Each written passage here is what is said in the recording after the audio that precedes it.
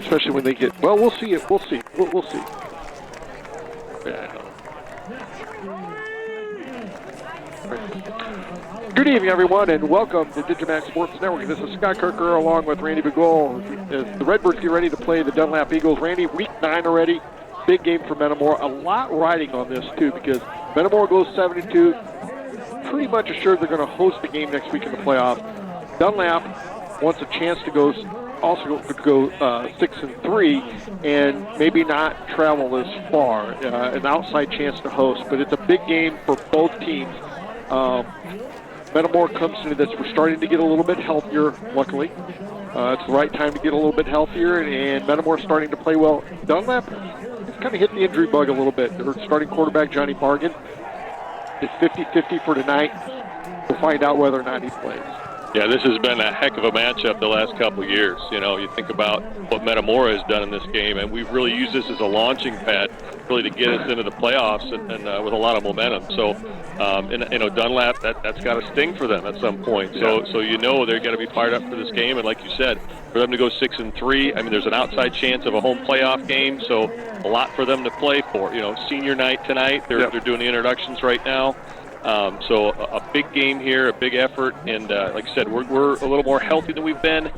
Dunlap maybe not so much. Right. So, you know, that's really going to play into things, especially you're talking about their quarterback who really makes everything work. So it'll be interesting to see if Bargan can go or not, and to me that's going to determine really what Dunlap's able to do on the field today. If he's not able to go, they'll probably move Max Sutter, the all-world tight end, slot receiver, back into quarterback where he's played before.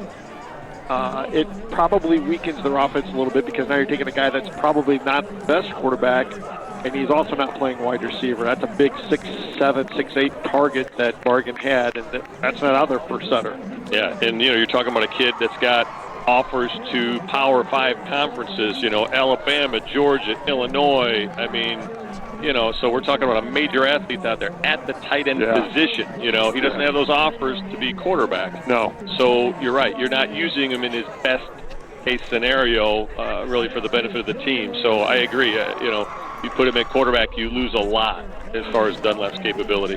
Why don't we take a break? When we come back, we'll talk to the Redbird offensive coordinator.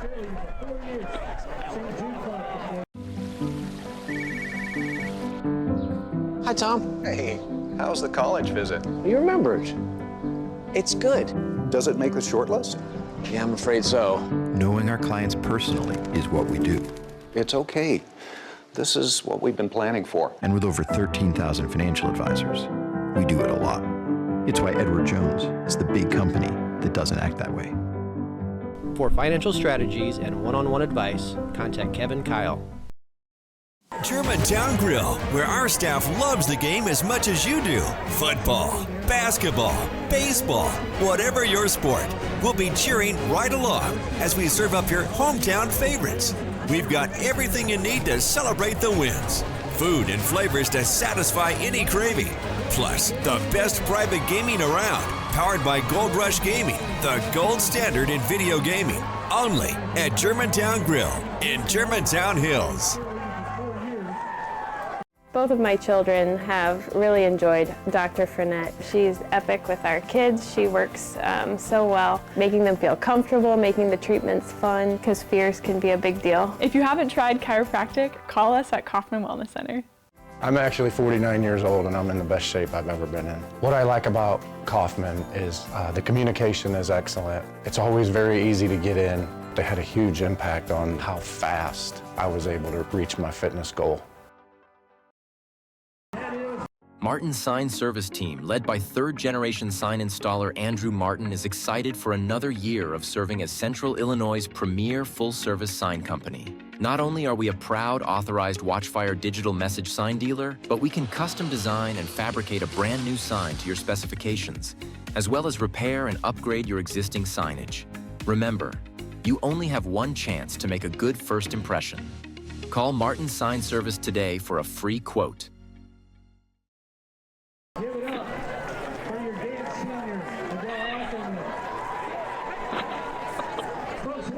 Welcome back to Dunlap. We're here with Metamora offensive coordinator Nick Dolinsky. Coach, week 9 kind of feels like football weather too, doesn't it? It's finally cool. I don't know if I like that. But, I got my layers on, so we'll be good. Coming into a big game tonight, Dunlap poses. They're a decent team. They've got Max Sutter. They're the all-world football player. They've got a lot of other players, and they pose some problems. They're a good football program. Coach Castle does a great job. Sutter is a problem. There's a reason he's on everybody's radar. And it looks like the quarterback's back, so he'll be back at wide receiver where he's more comfortable and more dangerous. He's a really good player offensively, and they wrap it up. Number 6 is a running back, so the big kid he played last year against us. But we always get their best effort. Last week was kind of a weird game for them. Kind of got out of control early, and it kind of snowballed on them. But we expect to have a really, really good effort from them tonight. They know what's on the line. 6-3 is a big difference than 5-4, and same for us. 7-2 is a big difference than 6-3. Coach, this has been a launch pad game for us the last couple of years. How are we looking? Are we healthy? Are we ready to go here? We're as healthy as we've been. I mean, we didn't lose anybody last week. Everybody's back. So, I mean, in terms of that part of it, we're in a great place. And I think offensively we've kind of found some things that have got us rolling. We put some points up lately. Jadon's back being healthy. Jimmy's healthy. Cote and Mark are back outside. And then Avery being back, to his slot position really allows us to do a lot of things. And, so offensively we feel good. Defensively we played well the last 2 weeks. And, Coach Krebs, Coach Herring, and Coach Elbert, Coach Cass, they've really grinded to try to find what the best combination is. And hopefully the last 2 weeks create a lot of confidence and they start flying around and we forget about where we were before and we just focus on where we're at going forward. So I expect a really good effort tonight from both sides. I'm really excited about what's going to happen. You come into this game, the last couple weeks you've been able to kind of flex your muscles a little bit, and you've always been able to kind of come up with a pretty good game plan against Dunlap, and you kind of expect that again tonight. But, Dunlap is a good enough team to make some of those game plans not look so good. Well, they're definitely good enough. They're really, really good. They've kind of came on a hard spot here, but we've got to take care of what we can do. And defensively, they've struggled a little bit in terms of giving up big plays. But if they make you drive, they played pretty good defense. So really what we got to make sure is that if we're sustaining a drive, we find that play that finishes it, gets us in the end zone, scores a touchdown, and not always be a big – now, we'll take a bunch of big plays, don't get me wrong. But if they make us go 6, 8, 9 plays, we got to make sure we can execute all those plays and get her into the end zone. Coach, we'll let you get going here and bring home a W. All right, thanks. We'll do our best. We'll take a timeout. When we come back, we'll talk about the keys for tonight's victory. 101. You can do it. 100. You can do it. We're not going to give up. We're never until we're strong and mighty and tough. These weights are going to be heavy, like a heavy job. So you're going to need to bring your muscles with you. Got it? Now let's get lifting some weights. Come on.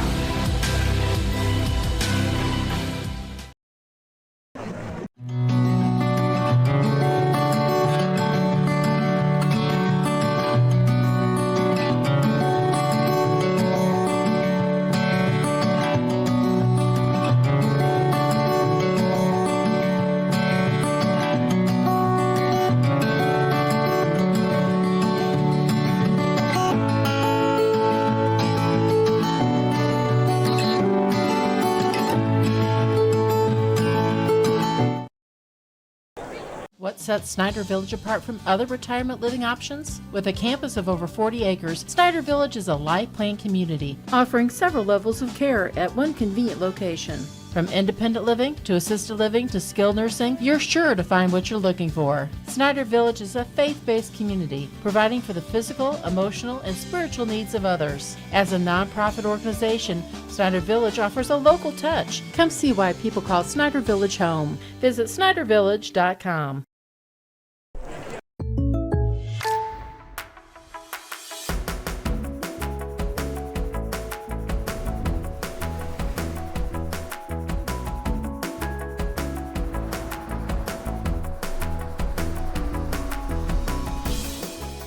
The State Farm Personal Price Plan helps you create an affordable price just for you. Contact Greg Harmon for your personal price plan today.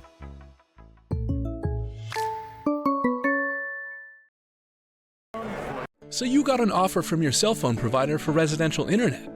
Here's what you need to know. If you want fast, reliable internet? You need fiber. While cell providers prioritize mobile service, fiber was designed with internet users in mind. Severe weather, obstructions like trees or buildings, and your distance from a cell tower can all interrupt your 5G internet connection. And to make matters worse, cellular companies often reduce the speed and quality of their internet services through throttling and data caps to manage increased demand at peak usage hours. So when your neighbors are at home and online, you'll often experience slowdowns. And the more people who sign up for residential internet with their cell provider, the worse the experience will become, because cell companies can't scale up bandwidth to meet the demand. A dedicated fiber line, on the other hand, has no caps, no competition for data, and all the bandwidth you need for now and for years to come. Fiber utilizes fiber optic cable to create a designated line. That's hardwired straight into your walls, so you don't have to share bandwidth with your neighbors. We know home internet is too important to only work some of the time, which is why we've built the fastest, most reliable network around. Contact us today to get connected.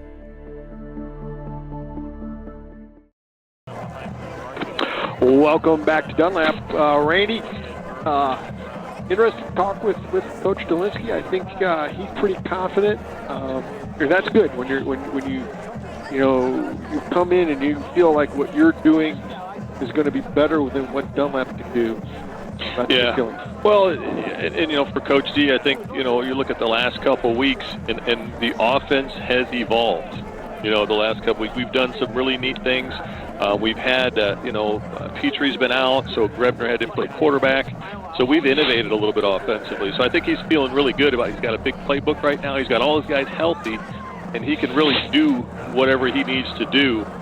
We've been through it, right? So to me, that's really important to have a kind of a wide angle of options. When guys start going down, it really closes down what you're able to do. So I think he's feeling confident with having a lot of options today. Yeah, I think so too. I think Coach Dolinsky's been very, how do you want to put this? Not imaginative, but wide open maybe. Yeah.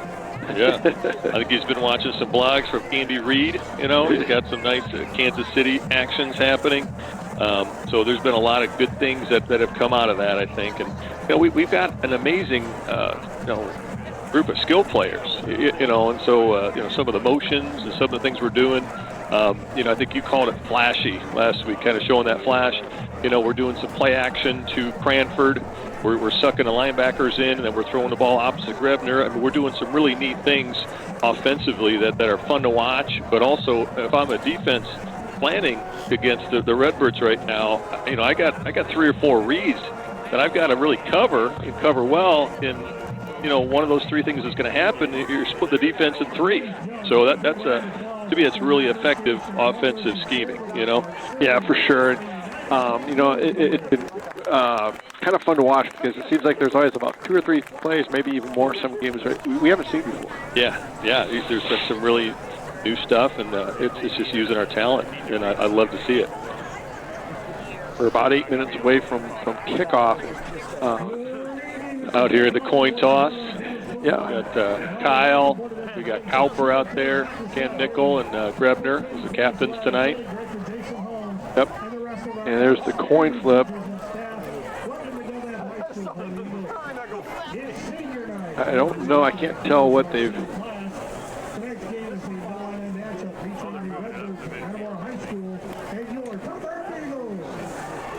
See what they signal here. So it's Dunlap deferred. So we'll receive to start. To be expected at home, right? Want to get the ball in the second half. Sure. Would love to have deferred on a defense first. Yeah, that's okay. That means we just need to get this thing going right from the start, on it down the field and start the scoring here, Boy, Scott, I think about the last, 5-6 years coming over here and playing, and it just seems like this team has really had a heck of an air attack. You know, Yeah. to me, that's been the kind of the defining piece of Dunlap. And I remember, you know, they had a guy, Meeman, that went Division I. I think I don't know if you go to Iowa or something, or maybe he went SEC before that or something. But I just remember, you know, to me, that was a huge evolution in my eyes to our defense. You know, Meeman had the ball probably 5 or 6 times in his hand, and our defensive backs just punched it right out of his hand. You know, and so you just love to see the way our D-backs come to play at this field and shut things down. You know, it's awesome.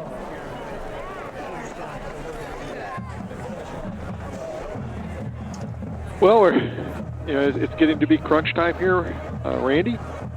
Big weekend, not only for Metamora, but everybody else too, because, you know, after tonight, this is week 9, then you get the pairings tomorrow.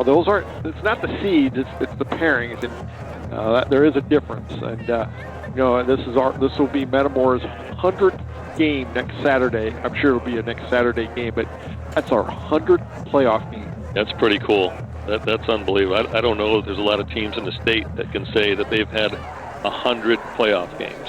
Well, you know, this will be our 39th playoff appearance out of the 50, and our 51, I believe. Yeah, there's 51 playoff appearances, and Metamora's made 39 of them. And you know that we missed the first one in '74. We made it in 80 and 81, and then we kind of went on a little bit of a dry spell and got some things straightened out. And then we went on a huge run with Coach Pat Ryan. We've been it's been, you know, pretty much guaranteed, not guaranteed, but it's pretty much, you know, you're going to be playing 10 weeks. And that's a nice position to be in as a program. And, you know, we've gotten a little spoiled. Oh, absolutely, you know, but you can't take anything away from the effort of these kids. You know, these kids are bought in, they believe, you know, the work that they did over the summer. You know, this is when it pays off, right? You know, here we are looking for November, and we've got the national anthem coming up here. Yeah.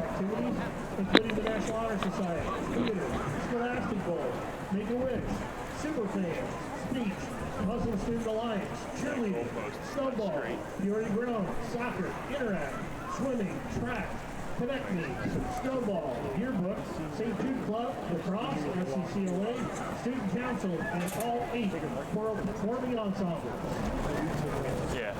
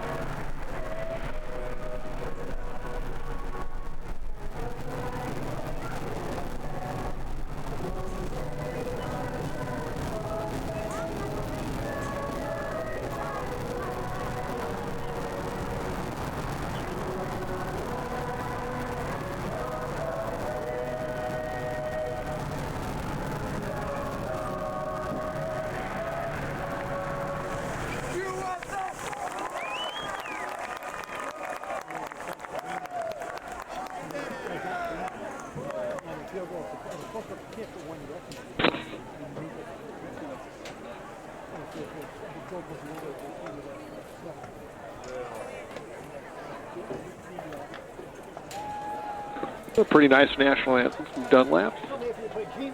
Absolutely. What a great night for football here. Oh. So we've got football weather, Scott. Yep. Finally here. You know, as For a player, sure. you go out and you work your tail off, and you feel good the whole time. You know, you don't overheat. Shouldn't be any cramps tonight, anything like that. You know. Nope. Neither team out onto the field yet. We still got about 4 minutes to go before kickoff. But man, I'm looking forward to this game. This is going to be a fun game. Yeah. couple other big games tonight. We've got the Morton versus Washington game. It will be interesting to see what happens there, see if anybody's able to challenge Washington in the conference here. And there's some other good games, too. You know, you look at around the area, you look at, I believe, Peoria Central goes over to Normal Community. That'll be an interesting game. And the other one that's kind of really not in our area, but I'm kind of keeping a close eye on, is that Springfield Sacred Heart Griffin versus Rochester. Some little side stories in that game, you know, with the suspension of Coach Derek Leonard of Rochester. That's going to be interesting how that all pans out. That's another story for another day. But yeah, it should be an emotional game for Rochester. Yeah, yeah. They're playing without their coach. Yeah. So we'll see how they respond. But yeah, there's at least two other big games: the Morton Washington, and then L3, and then Peoria Central and Normal Community, and then Griffin and Rochester. I had a guy that used to do the games with me. He had a son, and he always said, "Look at the chicken hawk." Dunlap runs out under.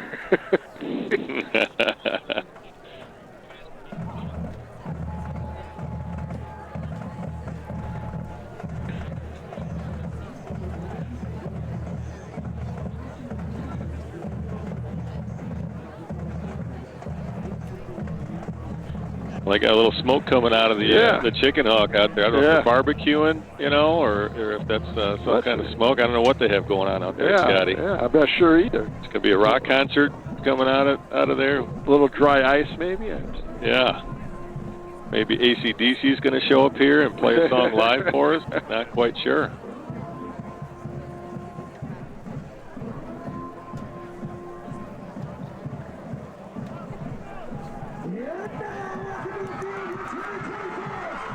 Dunlap takes the field here. Yep.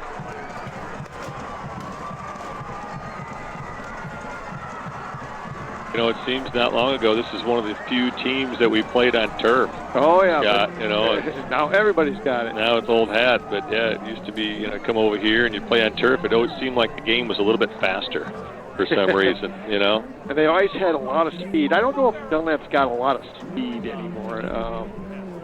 They do have some size, but they don't have a lot of speed. Now their program, again, kind of lazy. They just have their names and numbers and year. Yep. Why give you too much information, you know? Here comes Metamora as they come onto the field.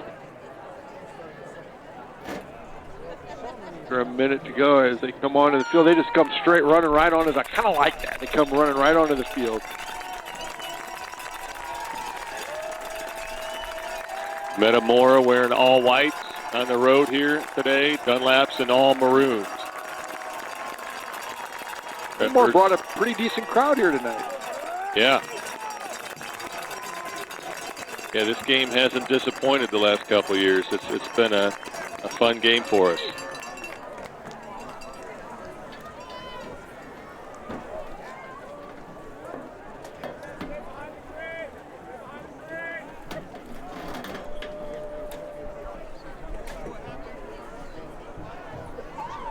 Metamora will receive.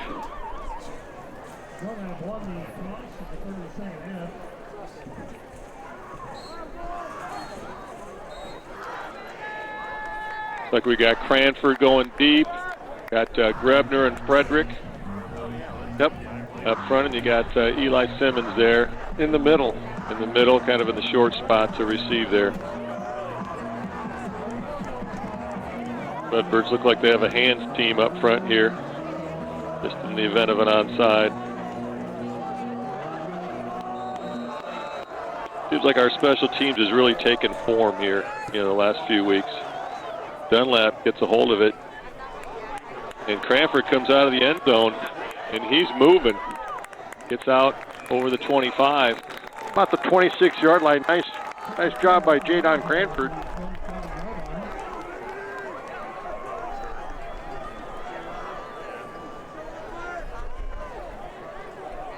Cranford gets up a little gingerly, but looks like he's okay. And it'll be just shy of the 27-yard line. Metamora will have it 1st and 10. And Metamora will start with. Like Evan Kyle's out there with Petrie in the backfield. Yep. Got Avery Grebner and Mark Frederick on the left side. Caleb Morrison in the H-back. Grebner goes in motion. And Kyle gets it up the middle. And he'll get it out to right at the 30-yard line. Pickup of about 3 for the Redbirds. Makes it a 2nd and 7.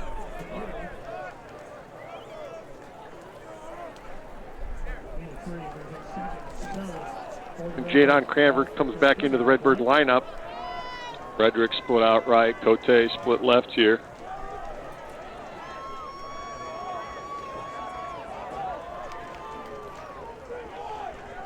Petrie pitches the ball to Cranford on the right side. Makes a move. Gets spun. Gets over the 35-yard line. Out to about the 36, and it'll make it a 3rd and about a yard. That was a quick spin there, wasn't it? Yeah, boy, I love that play when you just pitch it out to Cranford or Kyle. Just get them out there with their speed, and it's a one-on-one. They can usually make one guy miss. It's a nice play for us.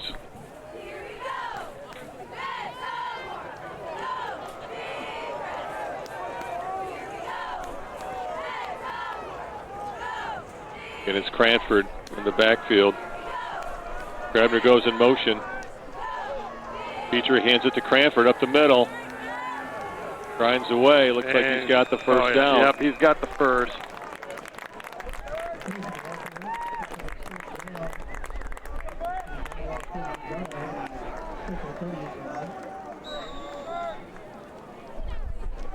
Redbirds have a first down on their own 38-yard line. Grebner and Frederick split out left. Cranford in the backfield with Petrie. Grebner goes in motion. Petrie keeps it. He's looking left. Doesn't see what he's looking for. Gets hit, might lose a yard. Yeah, looks like he's going to lose a yard. Like they were looking for something to open it up there out of that motion with Grebner. Just didn't materialize. Brings up a 2nd and about 11 yards to go.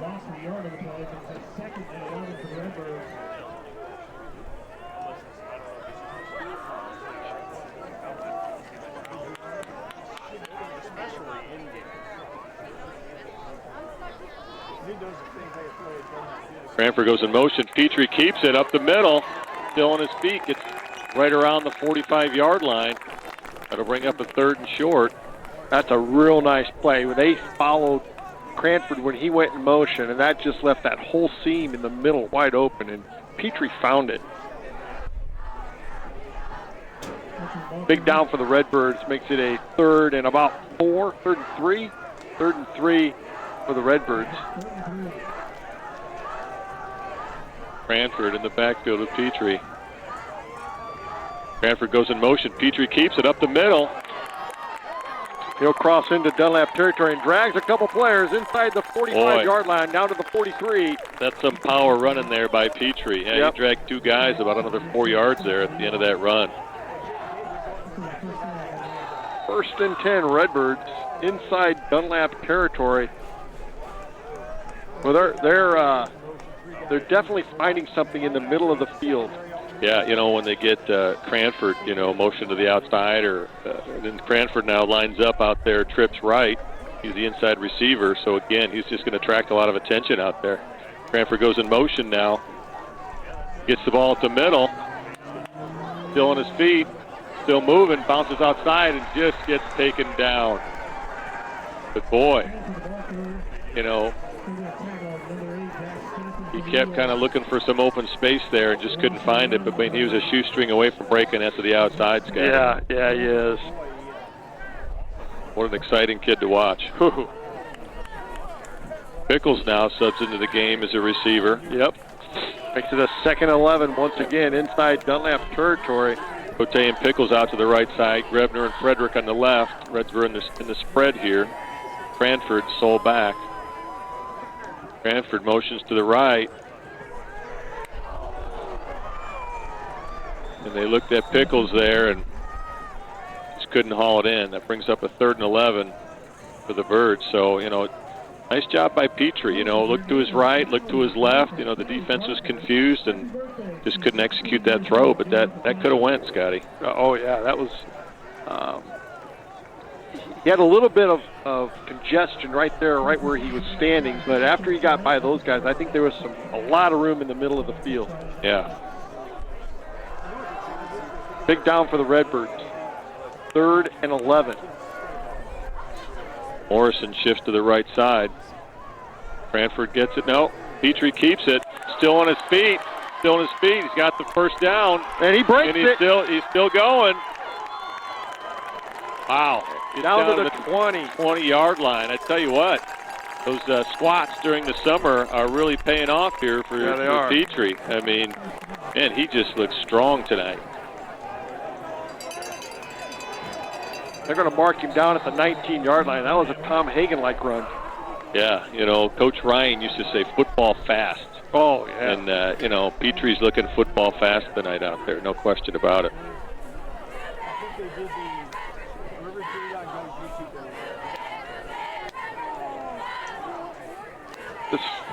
This drive started at, the 27-yard line? Yeah. Morrison shifts to the left. Cranford gets it on the right side. Just gets tripped up after he gets a few. He'll pick up 2, make it a 2nd and 8.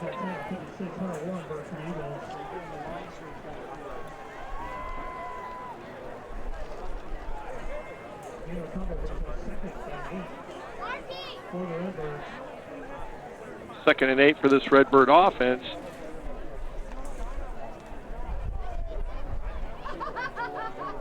Grebner and Frederick split out right. Cote on the left. There's nobody out here on Morrison. Yeah, they just shifted out. And I think, did Dunlap call a timeout? Or was there a flag? Yeah, Dunlap called timeout. Yeah. No flag. Yeah, Dunlap. There was nobody. The defensive coordinator is a little frustrated out there with Dunlap. Like you said, they were late to pick up Cote out here on the outside, and then Cranford went in motion, and I think that that kind of upset him a little bit. I don't think they had a guy accounting for Cranford coming out in motion.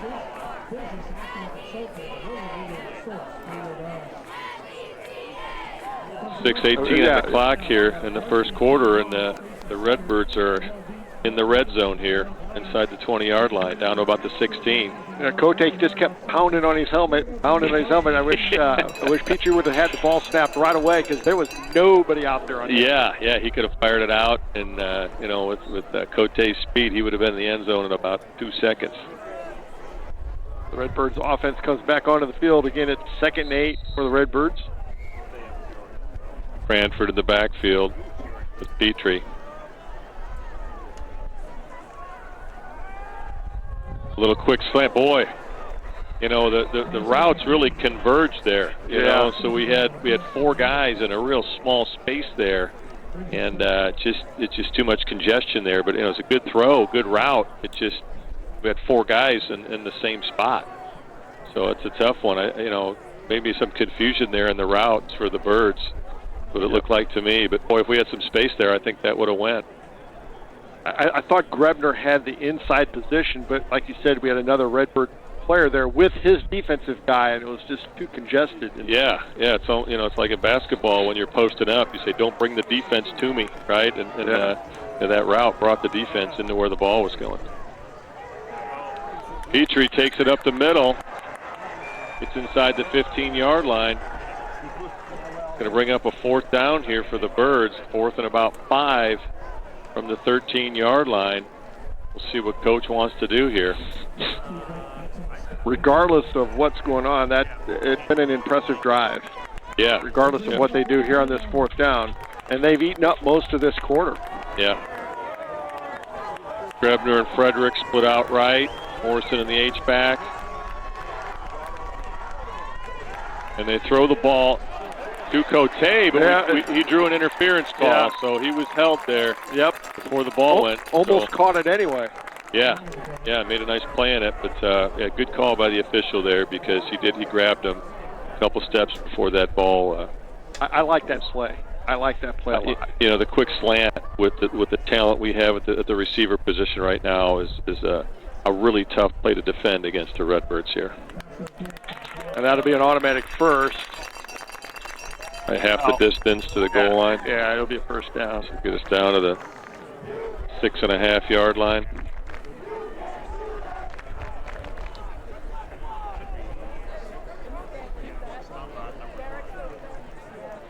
That's got to be a little bit of a backbreaker for the Dunlap defense. They forced Metamora into a 4th and 5, and yeah, but if you didn't grab them there, it would have been a touchdown. Exactly. So they got a second lease here on trying to stop 6. Burgett trips left. Petrie keeps it on the right side. Not much doing. Yeah, down to what? Did he get down to the 5? Yeah, maybe got a yard. Yep, maybe a half a yard. Second and goal from the 6. They maybe made a half a yard there. I think that was more of a play just to draw some linebackers in, and then they're going to go wide with, I think they're going to go wide right with Mr. Cranford. Well, keep the ball on the ground, keep that clock running. I mean, we're under 5 minutes here. I mean, this is, like you said, this is an impressive drive. I mean, we're really eating the clock up here. Got a 2-back set here, Morris in the back, and they throw the ball out to Grebner. He's got a blocker, he's got Frederick, and he gets caught up. And he might lose a yard here, might be back to the 7. No, they're going to give him forward progress. Brings up a 3rd and goal.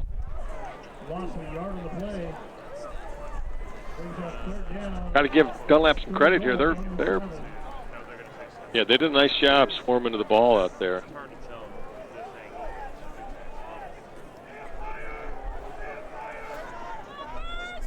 Grebner and Frederick wide on the right side. Cote in the left. Now Evan Kyle is in the backfield with Petrie. Morrison in the H-back position. Kyle goes into motion on the right. Petrie keeps it. He's still moving. Gets down to maybe the 2.5. I think they're going to say he's inside the 2. So that brings up a 4th down for the Redbirds. Maybe 4th on the 2-yard line. That's right about the 3. Or is it the 2? Yeah, it looks like it's the 2. So 4th and 2, Scott. You need the Philadelphia Eagles tush push here. Evan Kyle. The backfield here. Grebner goes in motion.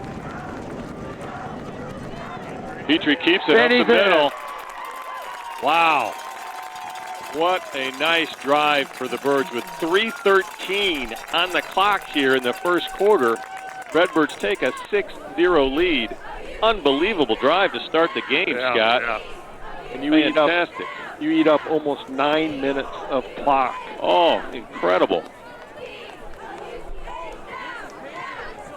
Grebner out to hold here for Sopko. Going for the extra point here.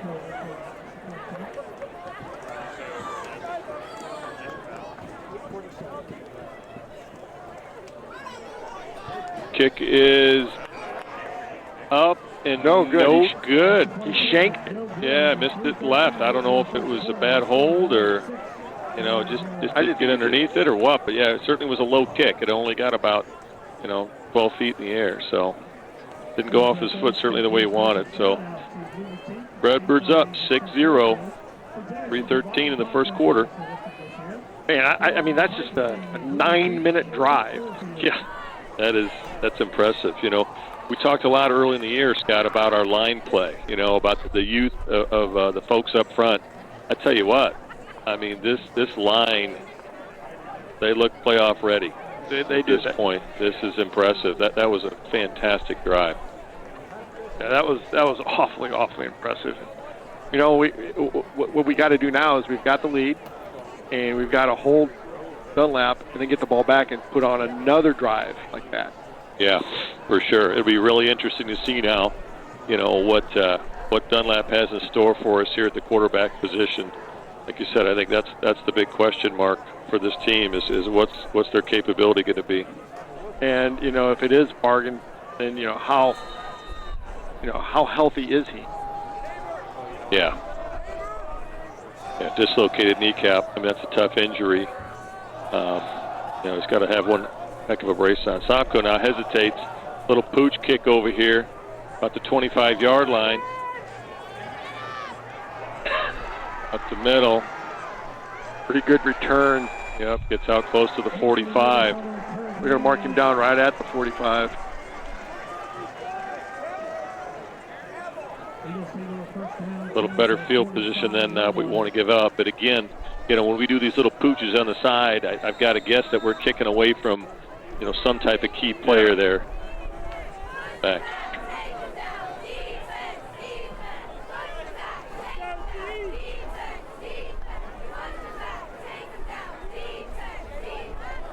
So it looks like Bargan is playing quarterback, and kind of a botched play there. He expected the back to be on the left side. It wasn't there, and just kind of dove forward for a loss of 1. But,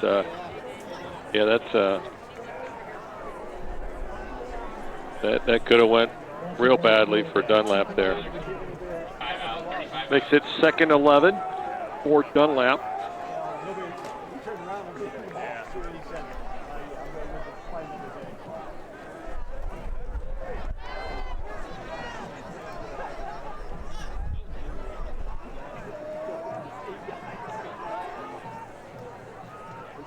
Dunlap in a pretty tight formation here.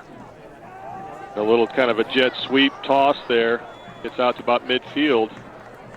Brings up a 3rd and about 5 for Dunlap. Big down here for the Redbirds. If they can get a stop, force a punt here.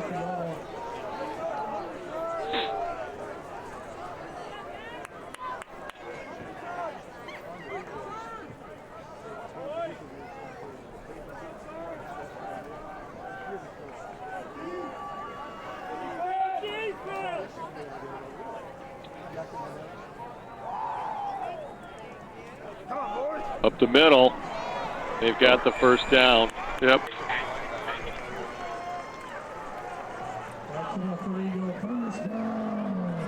First down for Dunlap.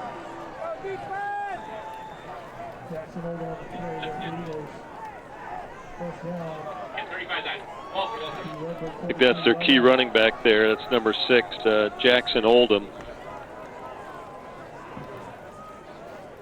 We'll see him running the ball quite a bit tonight. Yeah.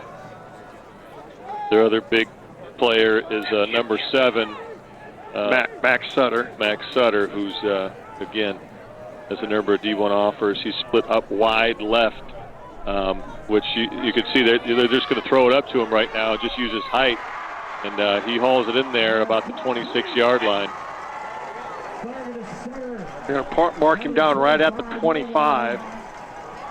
So, yeah, I think when you see him line up outside there, he's about, 6'7", Scott? Oh, yeah, he's every like bit of 6'7", 6'8". Kid could dunk the basketball, super athletic, and so he presents really a matchup problem for us on the outside there. So, when he there he goes. He's outside left again. I mean, I just can't imagine that they're not going to use that until we stop it.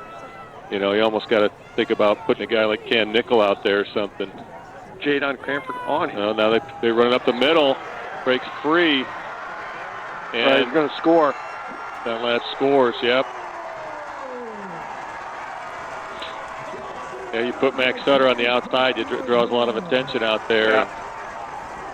Spreads our linebackers out a little bit, and just a little too much open space there. So Dunlap ties the game up 6-6 with 39 seconds in the first quarter. They're going to attempt the extra point here.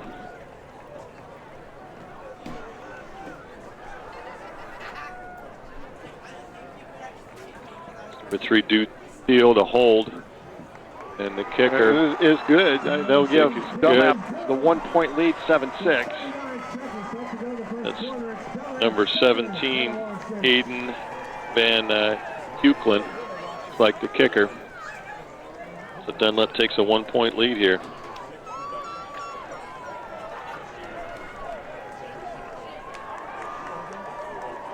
Well, Scott, with Bargan at quarterback, this team certainly is able to use some weapons. So, last week, the second half for Dunlap didn't go very well. No. When Bargan was out. So, interesting to see what they're able to do here.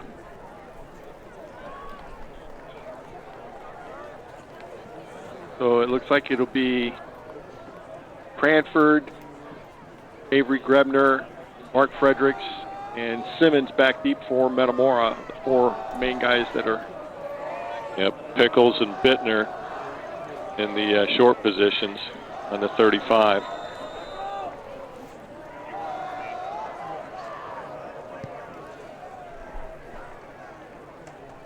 Ball goes through the end zone. We'll get it out at the 20. Well, the Redbirds will have it 1st and 10 with just under 40 seconds to go already in this first quarter. Quick first quarter. Good luck to our cross-country team. They host the 2A regional tomorrow morning down in the valley. Come watch the girls run 10, boys run 11 as they begin their charge to the state cross-country meet on November 9th. Well, Scotty, it'd be nice to see us pound the ball down again. Yeah. Nice. We went from the 27. They went from the 45. Yeah, we did give them some good field position there in that possession. So.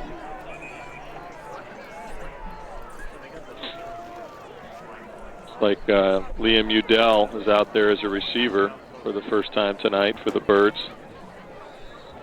And they got to get our ball. Okay. We're moving over to our hash mark. Yeah, they are moving it over to our hash. It is our ball, but they had them place it on the other hash mark. Okay. Evan Kyle in the backfield with Petrie. Grebner goes in motion to the right side. Kyle gets it up the middle, still on his feet. It's over the 25.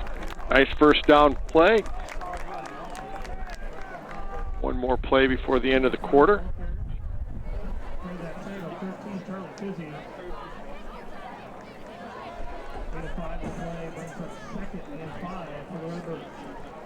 And I think they're just going to let it run down. And we'll go into the second quarter. The Redbirds trail 7-6.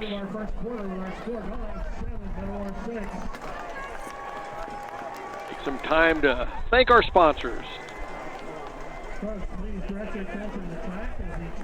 Commerce Bank is proud to support the Metamora Redbirds, from settling short-term goals to planning for your future. If it matters to you, it matters to us. Commerce Bank, member FDIC. Goodfield State Bank, big enough to serve you, small enough to know you. The Goodfield State Bank, a true community bank.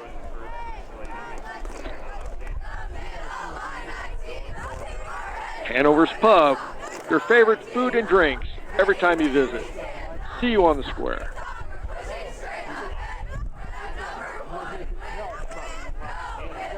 Kirby Foods. Be sure to check out their signature Kirby items in the deli and meat departments. Kirby Foods is proud to be 100% employee-owned. As you get ready for this second quarter, it said Redbirds trail by 1 point.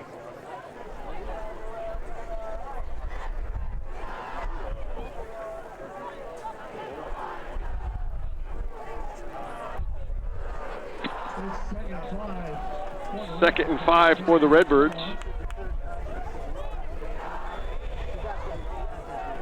From the 25-yard line. Petrie keeps it up the middle.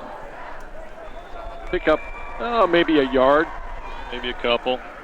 Quick score update here, Scotty. The Washington-Morton game. We got Washington with 7, Morton with 3. That's in the first quarter.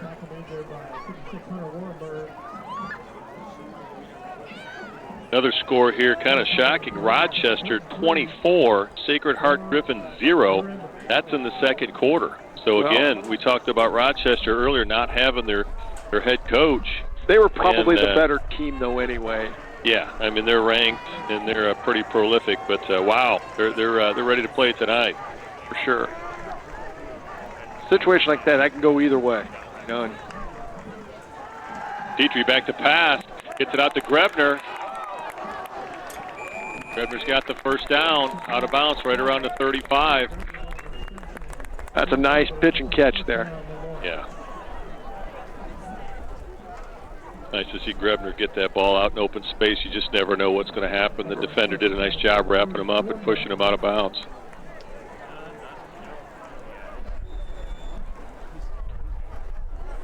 First and 10, Metamora from their own 34-yard line.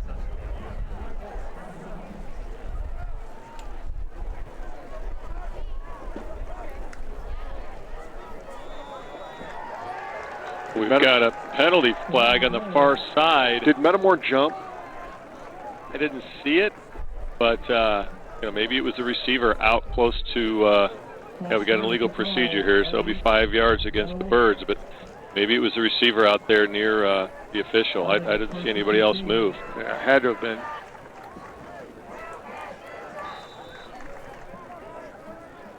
First and 15. The Redbirds 29. Petrie hands it off to Kyle on the right side. Boy, it almost looked like if he'd have kept going. We got a flag out here. Is that another penalty on us?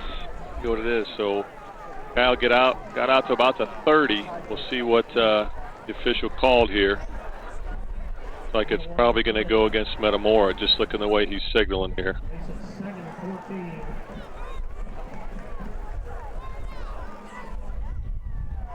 White hat's going to come out. Yeah, holding on the Birds. What's this? That a legal use of the hands? Is that a hold or legal use of the hands? I'm not sure. Usually Gary Baranowski has his chart, up that I can look at, but we don't have that here tonight, Scott. So it'd be what, first and 21?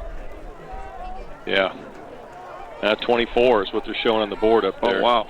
Two-back set for the Birds. Cranford gets it. Gets out to the 25-yard line. Bring up a second and about 17. Yeah, probably close to that. 19.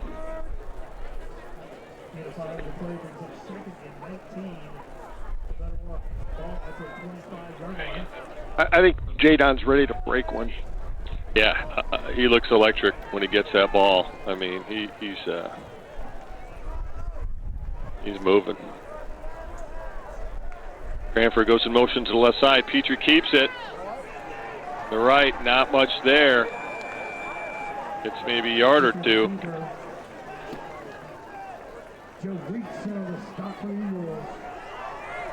Brings up a third down.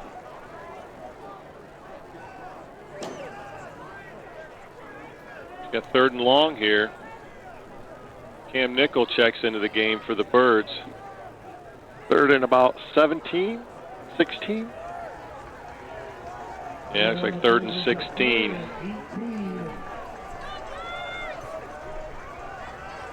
Ten seconds on the play clock. The Birds have to rush to the line here. Cranford in the backfield with Petrie. And they just get the play off. Looking long for Grebner. He's got it at midfield. Still on his feet. He's trying to cut the corner. Oh, he takes it down inside the 20, down to about the 25-yard line. That's a big third down. What a throw and what a catch by Grebner. Play. It's kind of a long, quick slant. I guess you can't call that a quick slant anymore, but it's kind of a long post. Kind of a post. Let's call it that. But again, when I see Grebner, that quick slant is just such a great route for him, with his quick feet, his ability to cut in front of the defender. But great to see him get out in the open field. What a big play. Boy, really, he almost outran that defender to the end zone. Yeah, that really flips the field for us. And that was a third and 16, Scotty. So what a big play for the Birds here. Nice job by the line to give Petrie some time. Yeah. Petrie's got it. It was looking. It's wrapped up. He'll probably lose a yard. I think they came on a blitz. Yeah, it was a little play action there to Cranford. I don't know if that was an RPO or what we were looking at, but I think he saw something, but just took a little too much time. It's a second 11. Petrie did a nice job of just keeping that to a minimum. Yeah, he fell forward. I mean, he looks powerful tonight, Scott. I mean, you know, he's not being driven backward at all. 10 seconds on the play clock here for the Birds. 5 seconds. Got to get this off. And Metamora calls a timeout. Yeah. We just got caught behind the play clock there. So with 7:06 on the clock here in the second quarter, the Redbirds take a timeout. Down by 1, 7-6 here at Dunlap.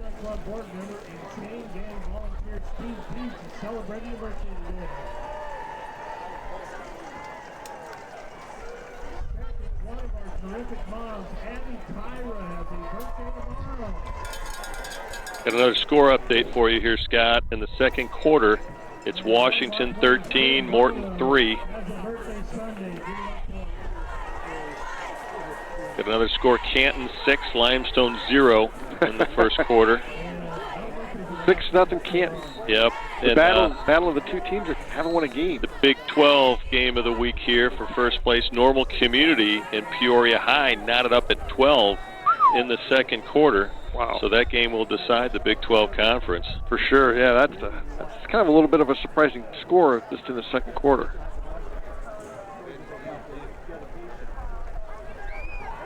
Jackson and Nichols shift to the right side. Cranford gets it on the left, and he's going to break free. And he's in the end zone. Touchdown, Metamora. Wow. What great blocking there by Cam Nickel and Riley Jackson on the left side to spring him and give him that little crease to get through. That was a nice, well-designed play. Yeah, fantastic. You know, you could just tell Cranford's just been ready to spring at any moment. So, what a nice play.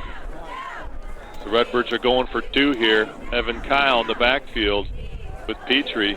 Cote split out wide left. Mark Frederick split out wide right. Cam Nickel in the H-back. And the ball's down. Petrie picks it up. He's still on his feet and just can't get there. A little sloppy exchange there in the backfield, and we just couldn't recover. Nope. But, boy, you know, had he cleanly held on to that ball, you know, he's got about 2 more steps. He's probably got the 2-point conversion. Yeah. Just a little sloppy ball handling cost us there. We've had trouble with our extra points here the last couple of years. We came over here and won 38-0. If we just convert a couple of those extra points, we have a running clock against them 2 years ago. And, this year, it's no different. Redbirds regain the lead 12-7. Yep. Couple scores here for you, Scotty. Rochester 24, Sacred Heart Griffin 7 in the second quarter. So Sacred Heart Griffin's on the board. And we've got Loyola Academy, number 6 and 8A, against Mount Carmel, number 1 and 7A. That's a 7-7 tie score there in the first quarter. And then in small schools, we've got 1A Princeville receiving votes, 14 losing to Anawan Weathersfield, 21. So 21-14, Anawan Weathersfield over Princeville in the second quarter. So thank you to Alex Staub for providing those updates to us. We appreciate it. Sopko gets ready to kick off here.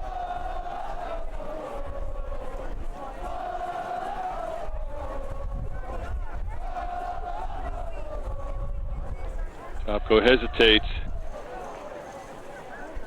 Pooches it down to the 20-yard line. And just gets tackled down at the 32, 33-yard line. So I got to guess Dunlap's got some really fast guys that we're trying to stay away from back there, Scott. But well, they said that the speed wasn't the thing that concerned them. It was more Max Sutter's height. Okay. Is Max Sutter back as one of the receivers back there? No, but the height for, you know, the team, they didn't think they had great overall team speed. It was okay, but nothing spectacular. Yeah, I'm just from a kickoff standpoint, there's got to be a reason we're pooching that ball short. So 1st and 10, Dunlap from their own 33-yard line. Morgan hands it off. There's some room there. It's number 23, gets out to midfield. 23 is Joseph Weeks. Senior running back. That's a first down right at midfield for Dunlap there. So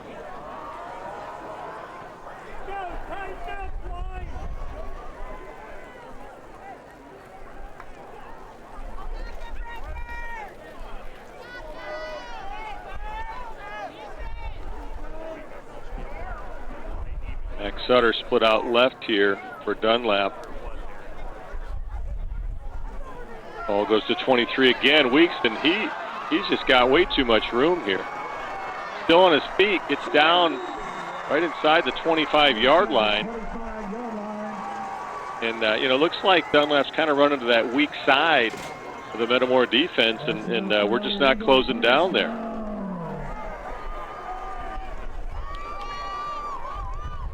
They're lining up strong left, and they're running the back of that weak side. They must do something on the weak side of our defense if they feel like they can expose.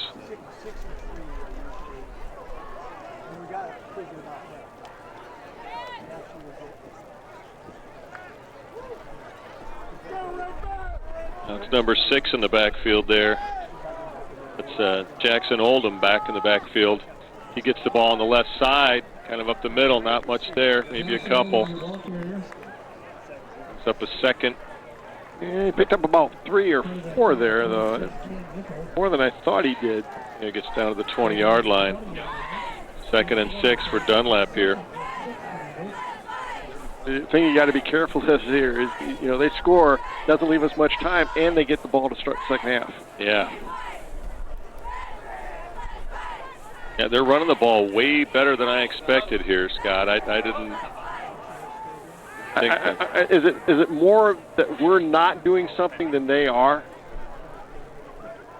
Great question. Again, they run off the weak side, and they're down inside the 5. It'll be a 1st and goal from about the 2-yard line here. Yeah, it makes you wonder where the backers are. Yeah, they're just running to our weak side. We just don't have anybody out there.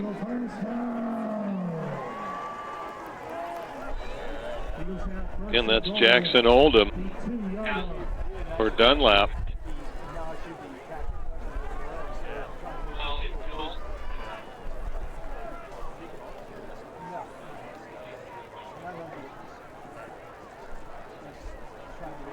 Oldham gets it untouched. Walks in the end zone on the left-hand side. So I don't know. I don't know what's happening defensively for us here, but that's tough.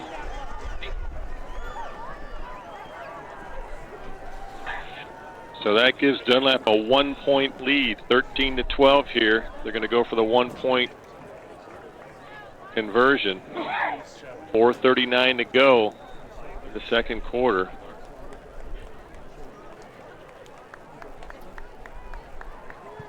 Pick is up. And good. So it's 14-12 Dunlap. So Redbirds have time here to mount a response and take a lead here going into halftime. But wow, I mean, the time of possession here is unbelievable for us to not have a lead right now. I mean, they are making quick work of us here. I think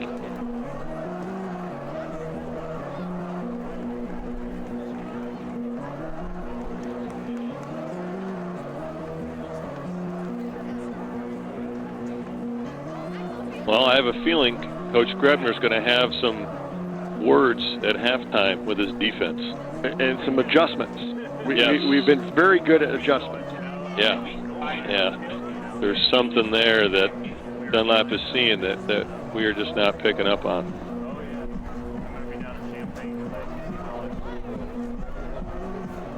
Well, Cranford back to receive the kick. He's the deep man. Again, Frederick and Grebner on the sides, and Eli Simmons there in the middle.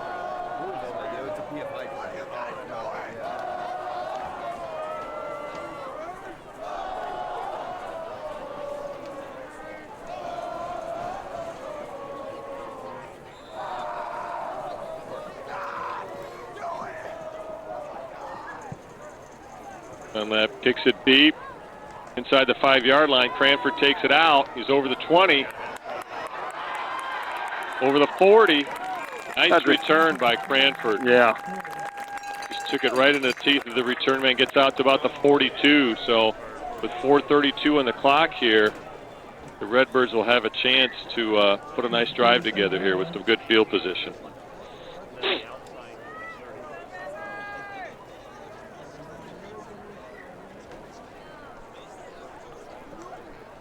"42-yard line? Plenty of time to score here, Tom. Or Randy. Yeah, yep. Evan Kyle, lone back in the backfield. Got Frederick and Grebner. Now Grebner goes in motion to the left side. Petrie keeps it, and he's opening up, gets down right outside the 40-yard line, down to maybe about the 41. First down for Metamora.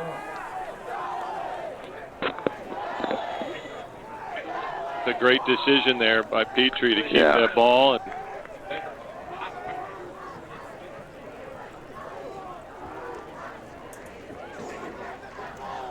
Mark Fredericks was way out left.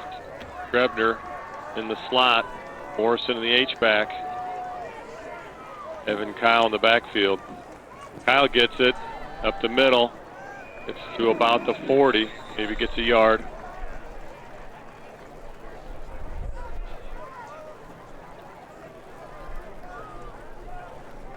Yeah, it's sitting right on the 40-yard line.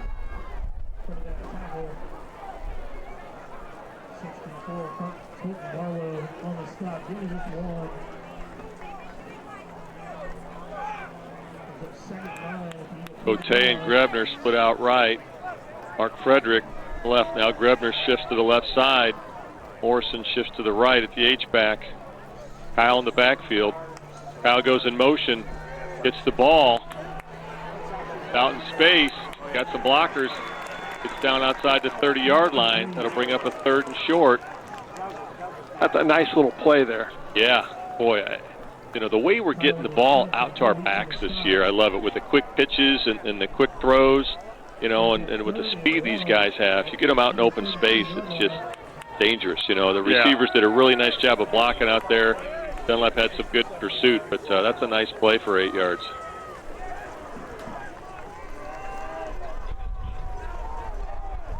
Udell and Grebner split out right. Morrison in the H-back. Evan Kyle in the backfield with Petrie. Petrie keeps it up the middle and bulldozes a defender. Gets down to the 25-yard line. Wow. Did you see him plant the linebacker there? Wow. That was. It's not a quarterback usually that does that. That runs in the Petrie family. His older brother played with my son, and man, he ran like that every play. It was fun to watch. But Petrie is feeling good tonight. It's fun to see him run with this kind of energy. So first down, right at the 25-yard line. Petrie back to pass. Looking. Now he's going to scramble.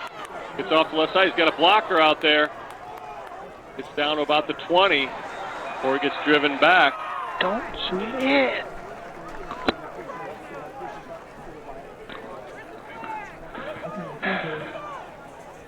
About 4 on a scramble, so that brings up a 2nd and 6. Clock is running down to about 1:40. Yeah, I thought that was a good job by Petrie. You know, wasn't sure about the throw, just tucked it, got a few yards, kept the clock running. That was a good, mature quarterback play there. Picked up 4. Redbirds will take a timeout here with 1:20 to go. We're taking too much time. Yeah, we're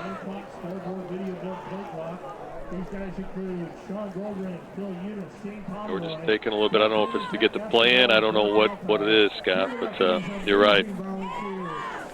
We're running tight on that play clock.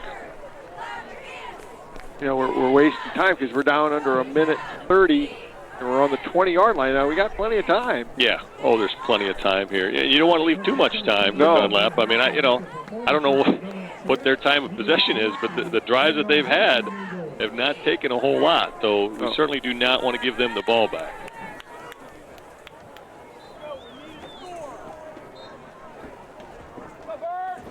Redbirds line up.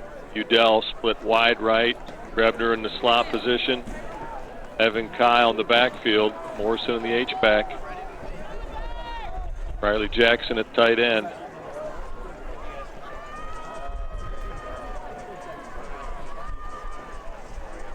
Jackson and Morrison shift to the right side. Evan Kyle gets it on the left. It's a few. That'll bring up a 3rd and short. Yeah, he picked up about 3 on that play to bring up a 3rd and about 3 as we close in on a minute to go here in this first half.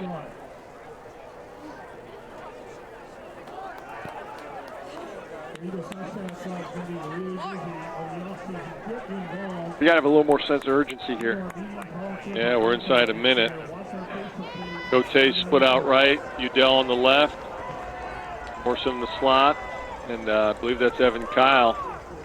And Petrie rolls to his right, looking to pass. Gets brought down at about the 25-yard line. That'll bring up a 4th down for the Birds. Just never got the ball out.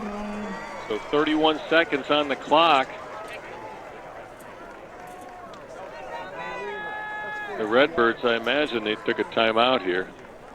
Stop the clock. So 4th and 10 here, Scott. Big play. Could you go for the 42-yard field goal? Well, you could get a lead, right? That could give you a 1-point lead going in the half.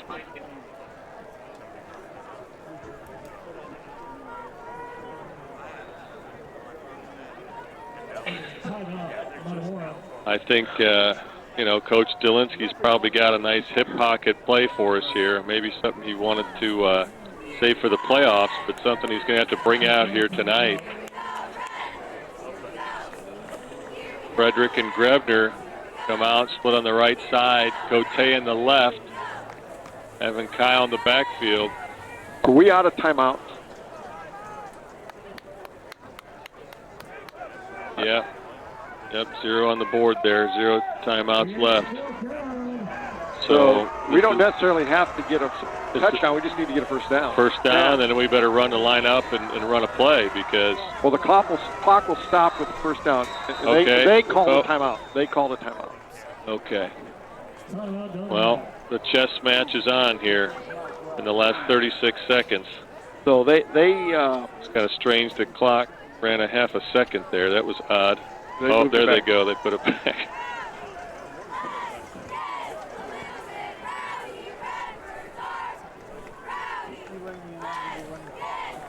I mean, I got to imagine we got to throw the ball here, Scott. Right? Yeah, I would try another one to Avery Grebner. Yeah.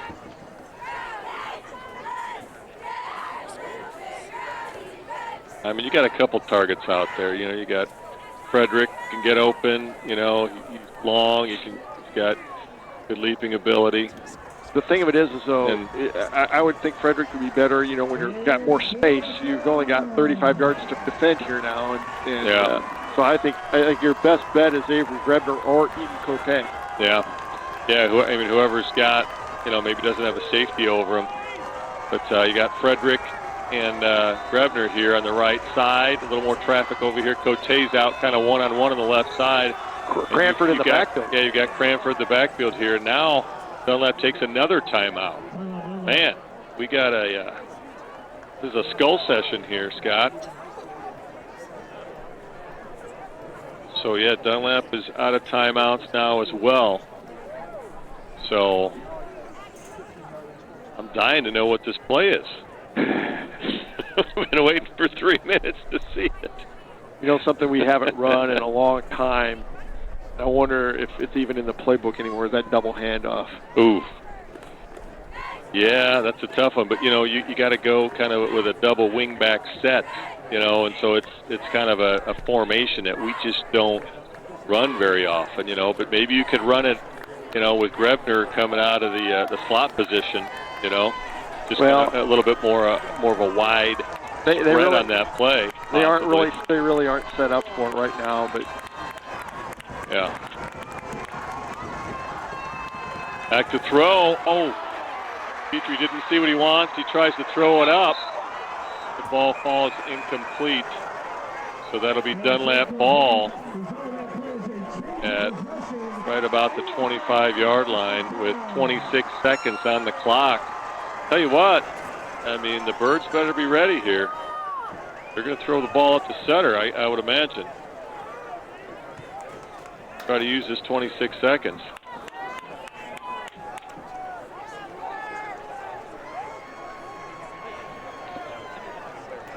Grebner's back kind of deep at safety here.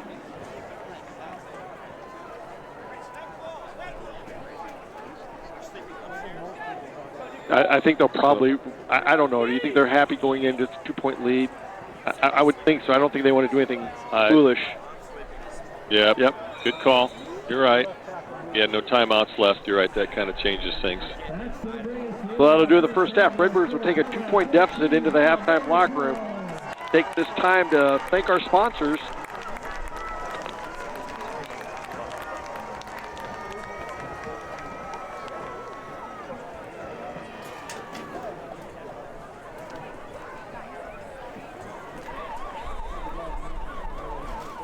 Mason Funeral Homes, proud supporter of the Metamora Redbirds.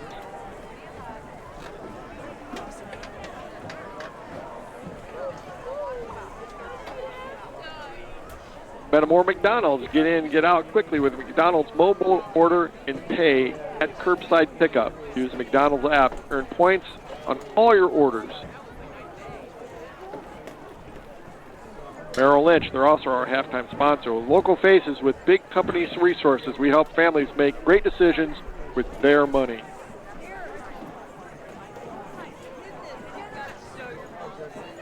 Metamora Fields Golf Club. Come in for a quick bite after your round of golf. Metamora Fields, you're always welcome.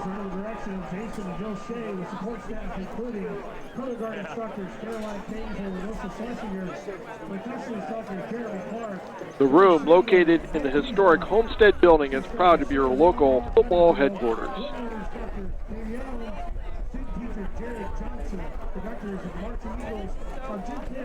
Wertzman Lawn and Landscape, family owned and operated since 2007. Take back your weekends with quality work from Wertzman Lawn and Landscapes.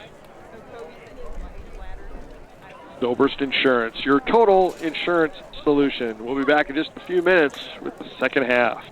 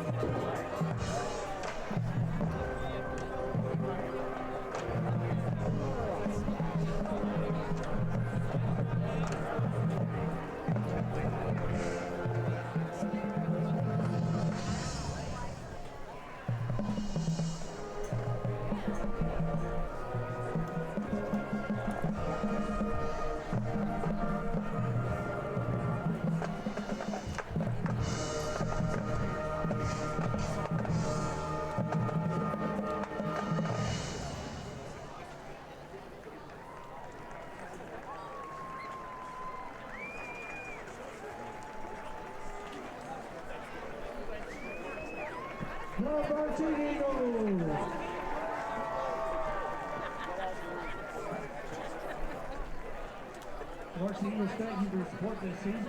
If you'd like to hear more of the band, you can attend the team concert on December the 10th. Hope to see you there. Give it up one more time for the Varsity Eagles.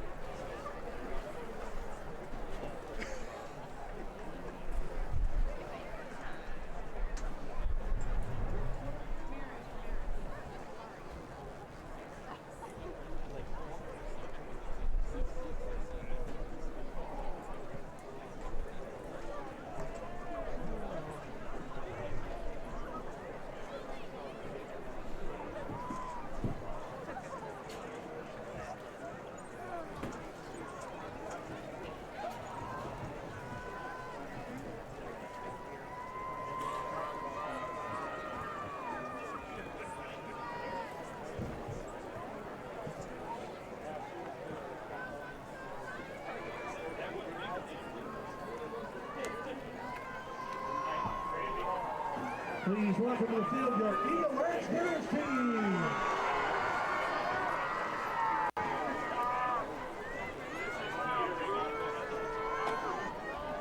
Going to Kaufman Wellness Center for 5 years has greatly helped me understand what my body can do, what I shouldn't do. They teach you different stretches and proper ways to ice and how to take care of your body in that way. Call Kaufman Wellness Center today. Let us help you. Well, we love it. So we've been coming for almost 10 years. Dr. Kaufman is affiliated with high school sports. It offers anything from adjustment to physical therapy. The whole staff is so good to my family, which is extremely important nowadays.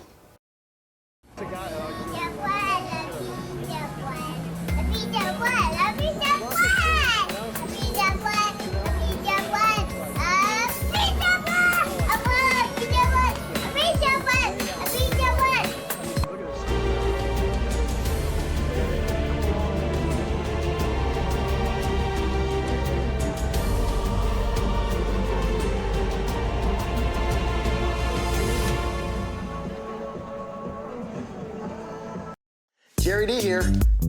I'm ready to answer your questions about broadband communications. What is Wi-Fi 6? Well, with dual-band Wi-Fi 6, you get a 4-fold increase in peak speeds, better security, and 30% better reach to give you complete coverage everywhere in the home. Wi-Fi 6 is the ideal solution if you're connecting more and more devices around your home. How about on my patio? Yes. In the garage? Bingo. Yes, the garage. The attic. Okay. Really, if you're working out of your attic, yes, it'll work in your attic. Treehouse. You have a treehouse. Okay. If you are the type of person that loves to leave your family and go to the treehouse, you can work in the treehouse. Yes, you are an ultra-connected user. Well, and lucky for you, Wi-Fi 6 supports both 2.4 gigahertz and 5 gigahertz bands to take on even the most challenging connected homes like yours, by the sounds of it. These cutting-edge systems actually improve the efficiency of all your devices. So there you have it. Wi-Fi 6 improved performance and capacity in real-world conditions, like a treehouse. Thanks for watching.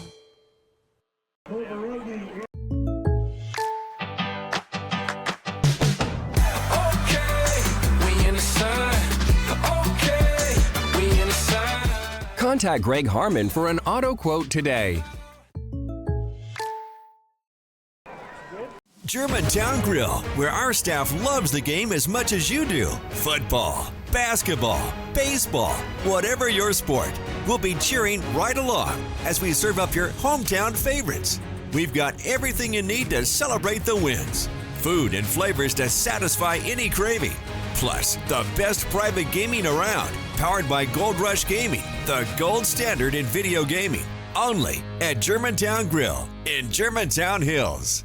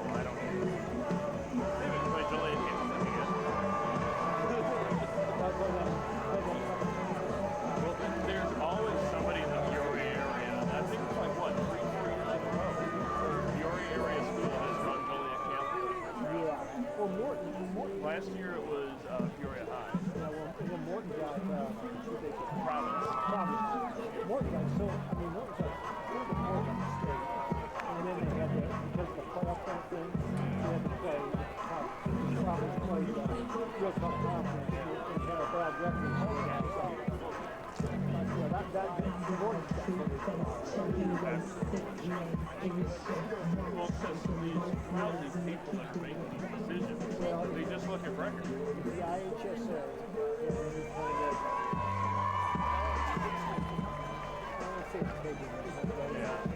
willingness to study the situation and get people out and talk, get people out and understand what's going on, you know, and ranking, you know,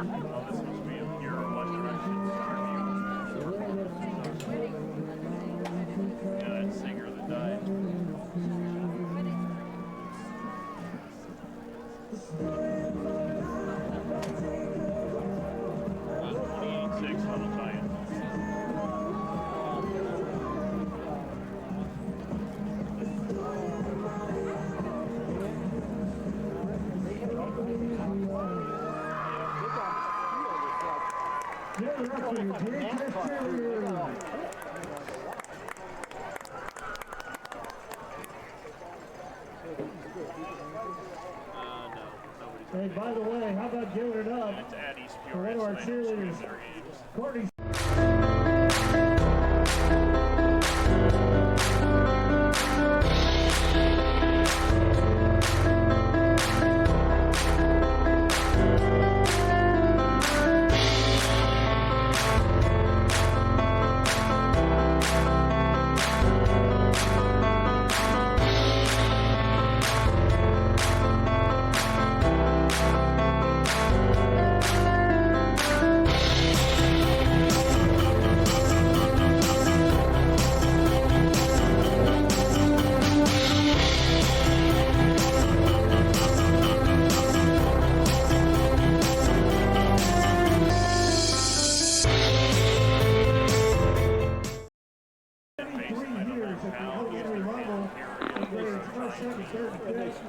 Welcome back to Dunlap. Metamora took the 2-point deficit into the halftime locker room. They're down 14-12. Randy, I still think that, you know, Metamora's, you know, they're okay. They're only down 2 points. We just have to kind of clean up what we've been doing on the backside. They've been exploiting that backside a little bit, and I think we just need to stay home a little bit longer and leave our backers out there, and that should clean that up.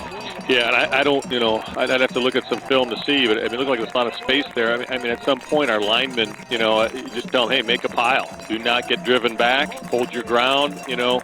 If you got a bear crawl through there, whatever you got to do, but you know, don't get blown out of your space, and then that allows your linebackers to step in and make plays, you know. And I don't know what's happened to our line. I know our line's giving up size again, you know, as we are in most games. And if we're getting driven back, and that lineman gets driven back into a linebacker, it's awful tough for that linebacker to fill. And you know, I've got a feeling that's what's happening. But then you're right. Also, they're lining up in a power left, and they're running, you know, to the right weak side, and we just don't have as many guys over there. Right. And that spreads us out a little bit. So, you know, knowing coach, he's making adjustments at halftime. and we're going to come out and we're going to see some different performance out of our defense. So, but offensively, I think we're playing great. We didn't execute when we got the ball down in the red zone there, but we put that ball in. We're in a lead here, and the time of possession is unbelievably slanted in the advantage of Metamora's way. It's just a shame to not see us have the lead. Right. The way we've driven the ball down the field, and really our offensive line has played exceptional, and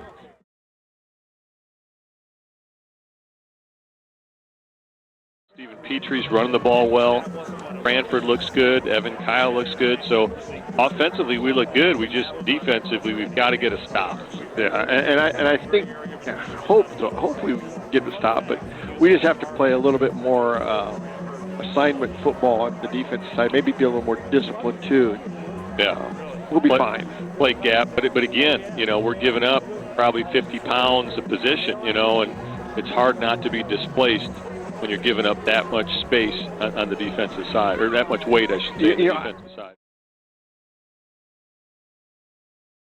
Or even Morton, I thought, in Washington, of course, but I thought those schools really showed how much bigger they were than us. Yeah. And we looked to be a little bit closer. They have some guys bigger than us for sure, but as far as Dunlap anyway. But, yeah. I think it's more about stuff we're not doing correctly than what Dunlap's doing. Yeah. And I don't know. Just knowing Dunlap, I think we were maybe anticipating a little more pass and not as much run. And I just did not expect Dunlap to be this effective on the ground here tonight. So that they've got one pass. I mean, if you would have made me a small bet for a soda, Scott, and you would have told me that Max Sutter would have one attempt, one target all first half, I would say you're crazy. You know what I mean? So the fact that they've really only had to throw the ball to him one time is pretty unbelievable. Yeah. So yeah, we've got some work to do, just stopping the run defensively and forcing them to do some other things that, but again, Max Sutter is going to be a problem in the second half if we do stop the run, right? So we've got our hands full the second half. We've got to buckle up and play some Redbird football.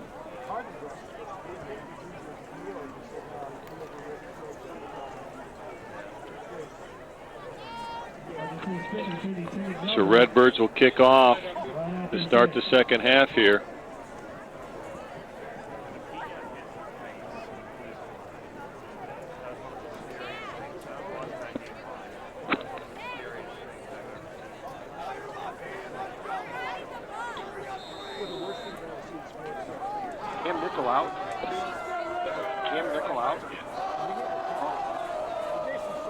Out for the game.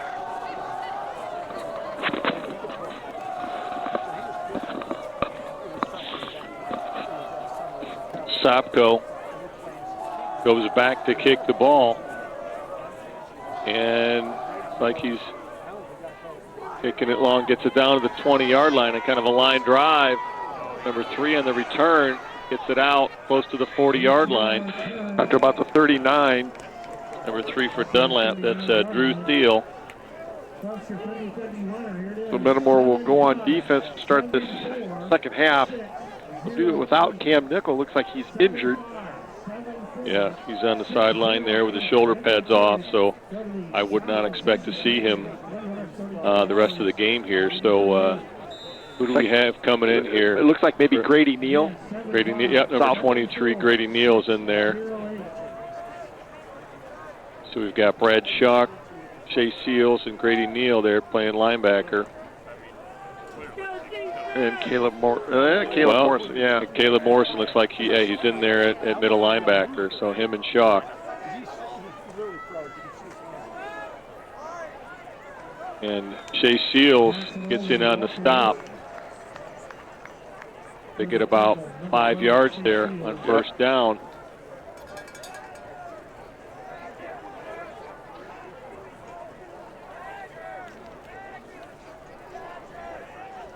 Number 6 for Dunlap on the carry, that's Jackson Oldham.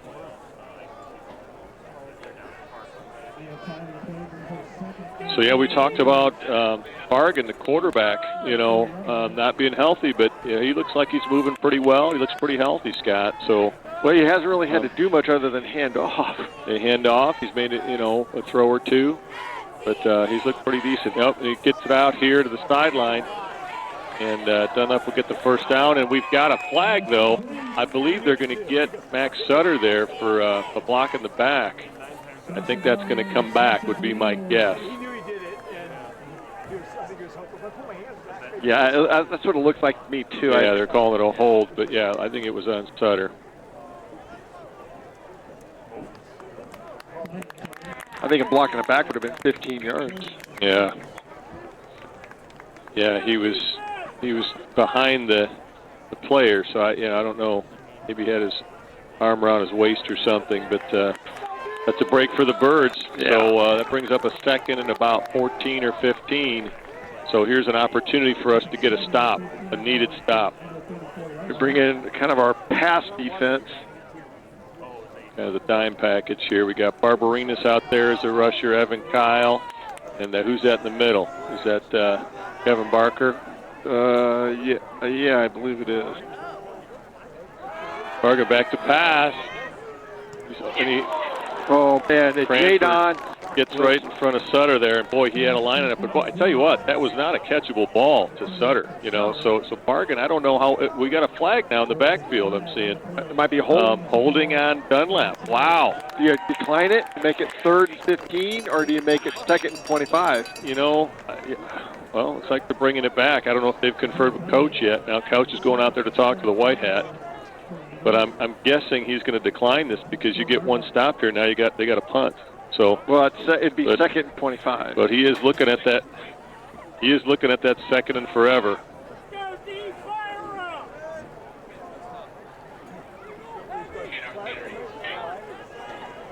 Okay, so Coach accepted it. So this is 2nd and a country mile here, Scott. What's the 2nd and 30? 2nd and 25. 25.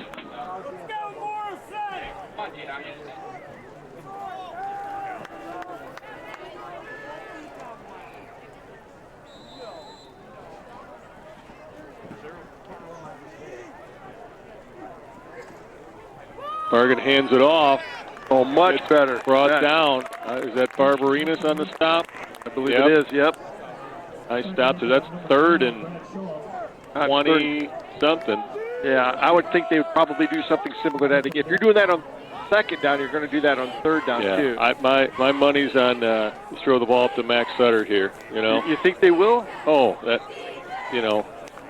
when you got that kind of size, I think you go up to Max Sutter here. You let him go jump up and get the ball on the outside of the field. But who knows? We'll see. So Max Sutter split open. Now they're in trips left here. Bargan looks up through. He goes up to Sutter. And nice coverage. Ball's out of bounds. Really uncatchable. And so that'll bring up a 4th down for Dunlap, and Metamora gets the first stop of the game here. And that was great time here starting the 2nd quarter, so great job. We had double coverage over there. With Jadon Cranford and some help from Avery Grebner, that was a really good defensive series for Metamora. Brings up a 4th and 23. Yep, Sutter's back to kick. Along with Avery Grebner back deep for Metamora.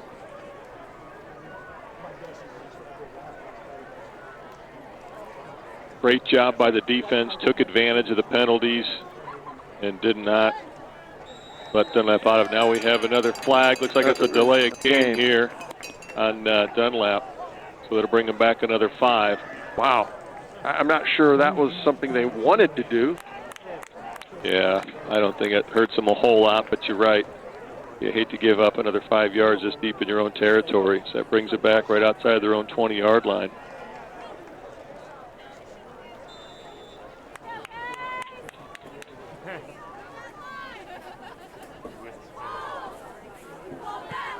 Sutter gets off a line drive kick.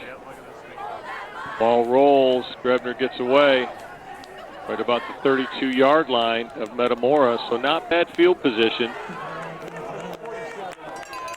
That's pretty decent field position. That's a nice job by the Redbird defense. Yeah. That's what we needed. Yeah, did a nice job on the backside. Chase Seals with a nice play. Barbarinas with a nice play. And then Jadon Cranford with a real nice play. Yeah, you're right, in coverage really twice against Sutter there.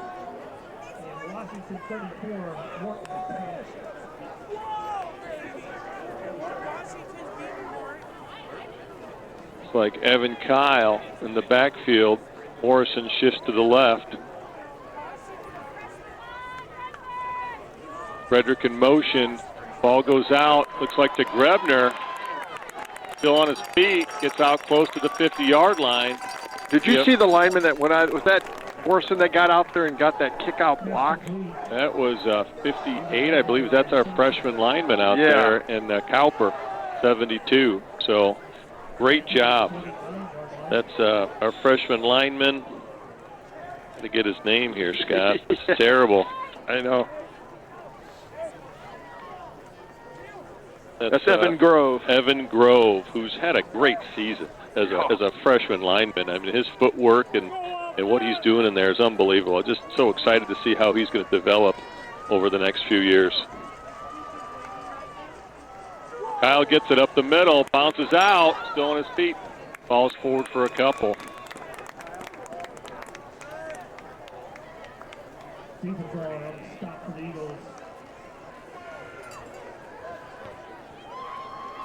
Well, Redbirds get into Dunlap territory here, down to the 48.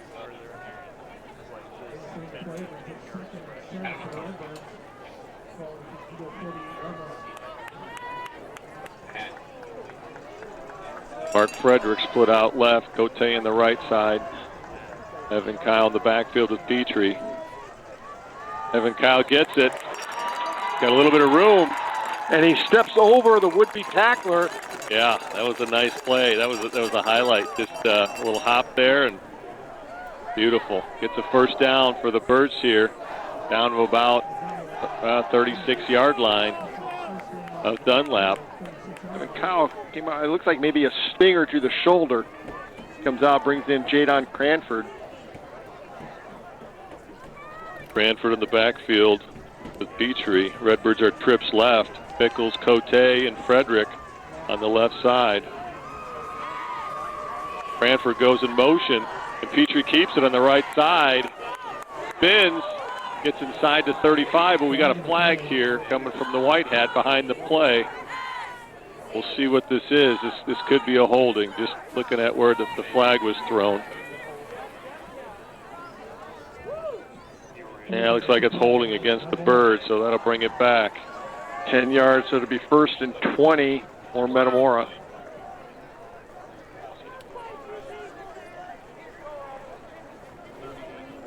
Brings the ball out to the 46-yard line of Dunlap.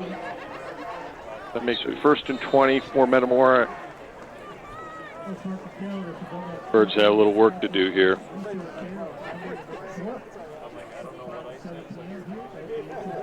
Cranford still in the backfield with Petrie. Yep. Cote and Grebner split out right. That's Jason Pickles maybe, and Pickles goes in motion. I'm sorry, that's Frederick. Back to pass. Petrie pulls it, looks, and just pulls his way forward.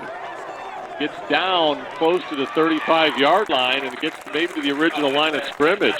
It gets about 10 yards on the play. Boy, Petrie is a bulldog tonight. Makes it a 2nd and 9.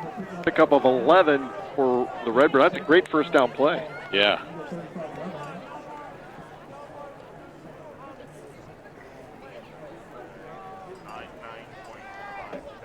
Petrie's really doing a nice job managing the risk of putting that ball in the air. You know, if he's not seeing what he likes, he's tucking it and making something happen tonight.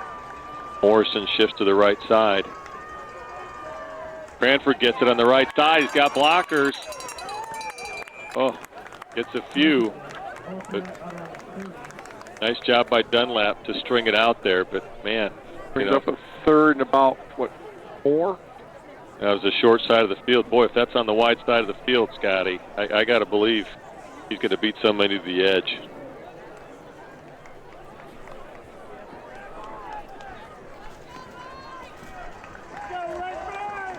3rd and 5. The down marker is out. Cranford in the backfield with Petrie. Grebner and Frederick split out left. Morrison in the H-back. Cranford gets it, still on his feet.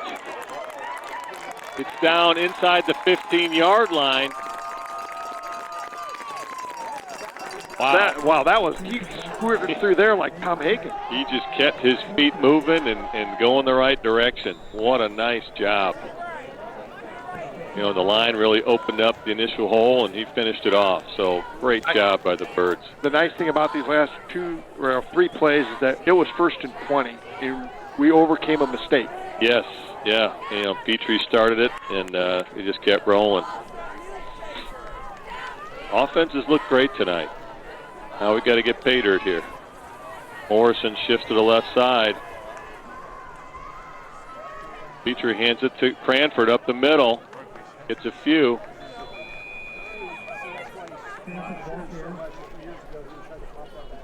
It's a pickup of what, about 2? Yeah, it gets about 2.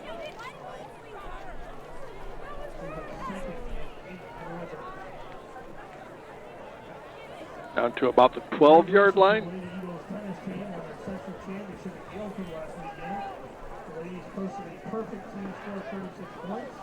They're currently in Atchison State Tennis Tournament. They are tied for 2nd place as a team after they lost. Liverpool League Eagles tennis team. Cote goes in motion. Petrie keeps it up the middle. Gets inside the 10-yard line. He's down to about the 7.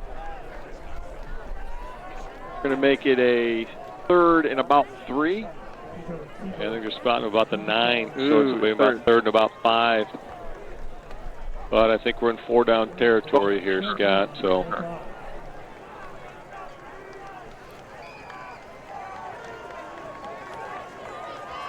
still, our line is playing really physical here. Yeah. And doing a great job on the offensive side. Cranford in the backfield. Frederick and Grebner split out right. Petrie keeps it. Keeps driving forward. It's down maybe to the 7-yard line. That's going to bring up a 4th and about 3, I'm guessing. That should have been a give, I think.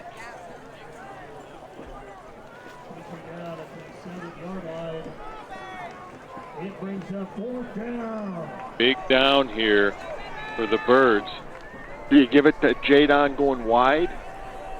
Boy, you know, anytime you can pitch it out to Jadon or Kyle in space, I'm all for it, you know. Get them outside, let them go to work.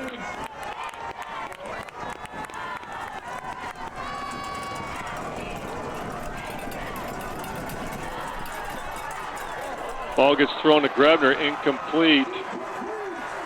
So the Redbirds will turn it over on downs here at the Dunlap 7-yard line here with 3:59 to go in the 3rd period. Boy, that's twice we've been in the red zone now, Scotty, and just haven't got any points. Tough. Boy, he was there. Yeah, I think Petrie just rushed the throw a little bit, but Grebner almost made a nice play on the ball. This was just a hair out of reach. And if he could complete it, he might have scored. Yeah, or, you know, he had room for a 1st down there, which would have been fine, you know. Defense comes out in the field here. Up the middle. Maybe off the right side, out over the 10-yard line. About a 4-yard gain there for Dunlap. 2nd and 6 for the Dunlap Eagles. Got to hold them here. Yeah. And keep the field flipped here down in their end.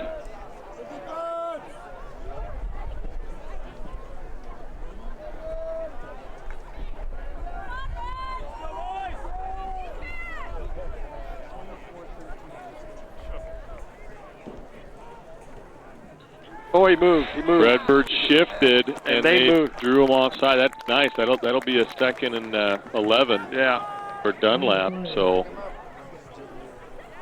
nice job. Redbirds have got Riley Blue, number 66, in there, and who's the other guy? We brought some big boys in there. Oh, we got the interior line. Jacob Akima. So yeah, we brought some beef into the middle of our line there, so that should firm things up against that running game. Nice adjustments. You got Barbarinas and Kevin Barker there kind of playing the ends.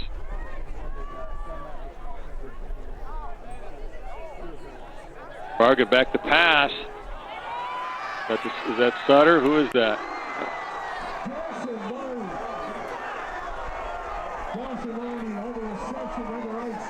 Oh, that's who is that? I can't see the number though. Over there. Was that 7? Yeah, that was 7. That was Sutter. Well, 7. No, 7's on this side of the field. Oh yeah, he is on this side. I can't see. It's either maybe it's a 1. That could be a 1 for Dunlap there.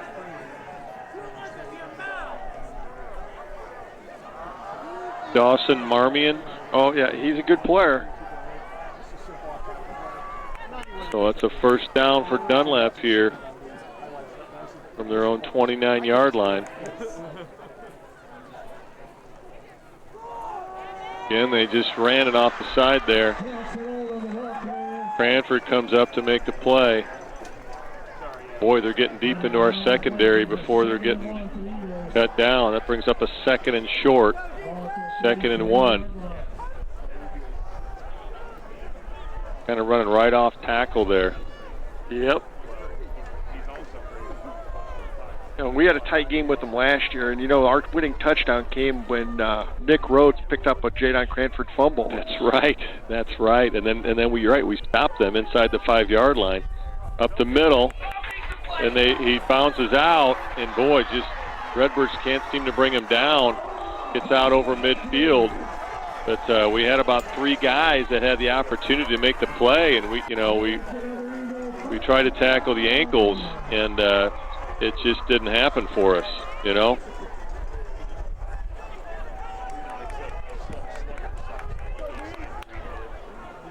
just got to get fundamental, Scotty. Yep. Got to buckle down here a little bit. Yeah. Dunlap's into Metamora territory. 1st and 10 from the Redbirds 49. Bargan hands it off. We had him in the backfield, just couldn't wrap up, but there should be a loss of about a yard here on the play. Bring up a 2nd and 11. Who was that? Was that Shea Seals that got in the backfield I believe it was. there? Yeah. Just couldn't bring him down, but did a nice job of slowing him down so the pursuit could handle him. So nice linebacker play there by Shea Seals. At the loss of almost 2 yards.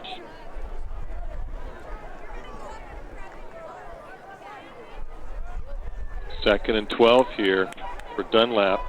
Max Sutter out here, split out on Cranford, 1-on-1. Cranford's got him right on the line. They run up the middle. Gets through the line. Gets about 6. That'll bring up a 3rd and about 6 from the Metamora 45-yard line. Big opportunity here for our defense. I don't know if they're in 4-down territory or not, Scott. They probably figure they are. Yeah. Depending on what they do here on this play. It would be nice to get a tackle for loss here and make them think about it. Well, it'd be nice to get an interception or a fumble. They haven't fumbled yet. Yeah, they're running the ball so well. I don't see him putting it in the air here, but we'll see. I don't think Sutter's on the field right now. Oh, they moved. Bargan gets it. They moved. Okay.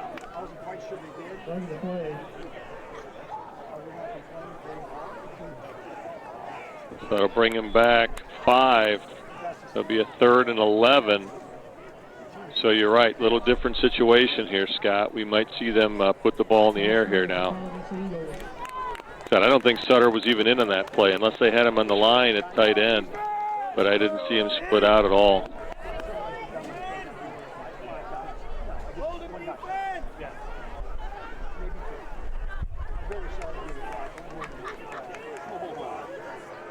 Big play here.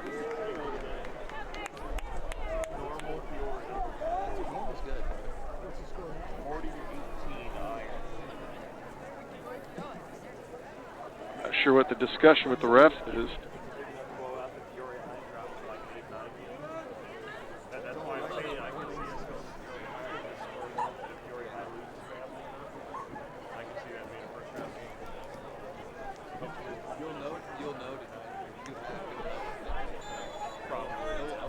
Okay. Well, big play here, Scott.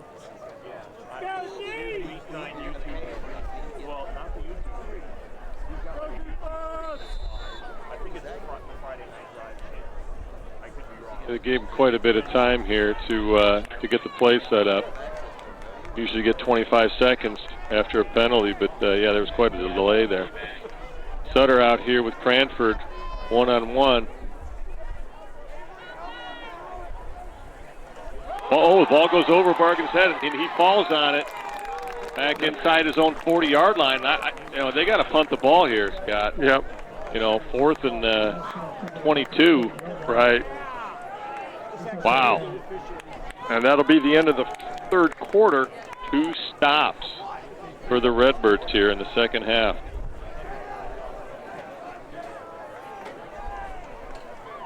That'll be the end of the third quarter. Take this time to thank our sponsors.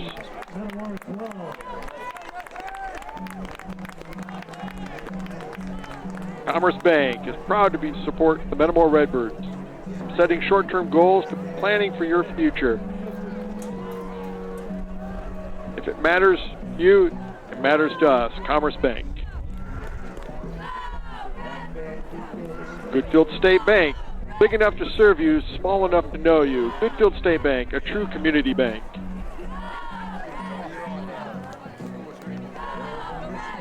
Hanover's Pub, your favorite food and drinks every time you visit. See you on the square.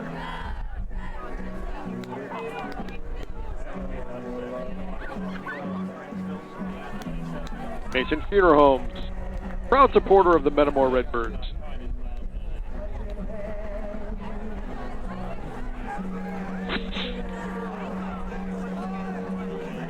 Well, Scott, let's see what we got for scoring updates here. I've got Washington 40, Morton 10 in the third quarter, Pekin 28, East Peoria 20 in the third quarter. So that's an interesting game. Yeah.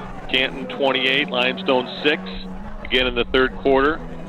Normal Community 26, Peoria High 12. So they jumped out in the third quarter. Rochester 38, Sacred Heart Griffin 14 in the third quarter. Loyola Academy, Mount Carmel. Loyola Academy 21, Mount Carmel 7 in the third quarter. And in small schools, we've got Anawan Weathersfield 28, Princeville 21 in the fourth quarter. And I have a Yankees-Dodgers score here. Yankees 2, Dodgers 1, the bottom of the 6th in the World Series Game 2. Avery Grebner back deep from Metamora. Grebner just grabs it down in about the 16, 17-yard line. Metamora, boy, got to put together a drive. We did it before. We drove 27 yards that opening drive and scored. Got down to the 7. Well, we just got down to the 7-yard line. Earlier we got down to the 10. We got to get pay dirt here. Yeah.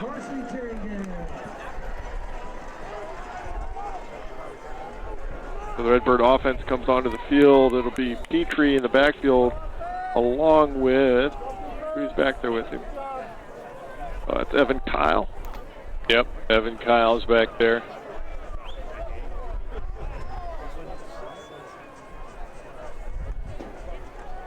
Evan Kyle gets it.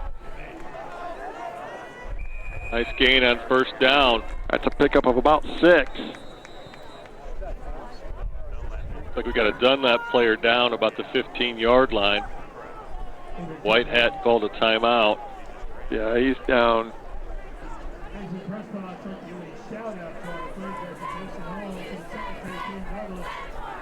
A nice play by the Birds there on first down to get it out. You know, let's get it out of our own end here and open this thing up. Looks like the Dunlap player's up. Looks like he's okay. Looks good to see. He's out jogging off on his own power. We got the wind knocked out of him, maybe? Yeah, not sure, but looks like a pretty big kid. But I wish they had the height and weight on some of the players here. It'd be kind of interesting to see, but he's one of their big solid linemen in there.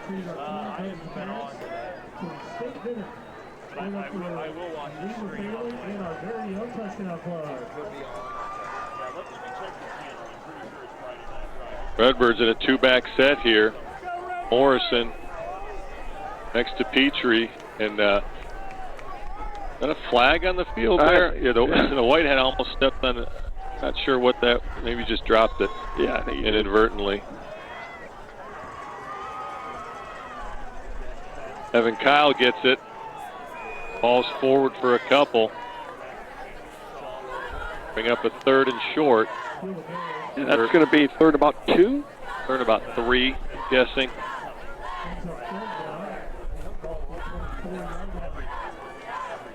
Yeah. Redbird on their own 29-yard line.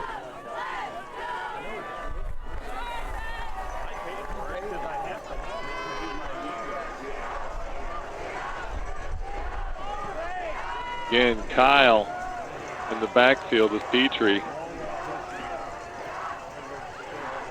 Petrie keeps it, still on his feet, still bowling forward.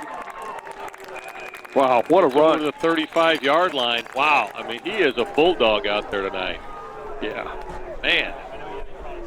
You can assign somebody for that one back out of the backfield, but when Petrie can run then too, that's another dimension that the other teams can't account for. Well, you know, Petrie's yards after contact tonight have to be unbelievable because he just keeps bulldogging people. I mean, it took about 4 guys to bring him down there. Redbirds on the 37-yard line. Plenty of time. They got to put together a drive. They got to finish the drive. Kyle in motion to the right. Petrie keeps it off the right side. Another good first down carry. Out to about the 42-yard line, looks like. About 5 on first down.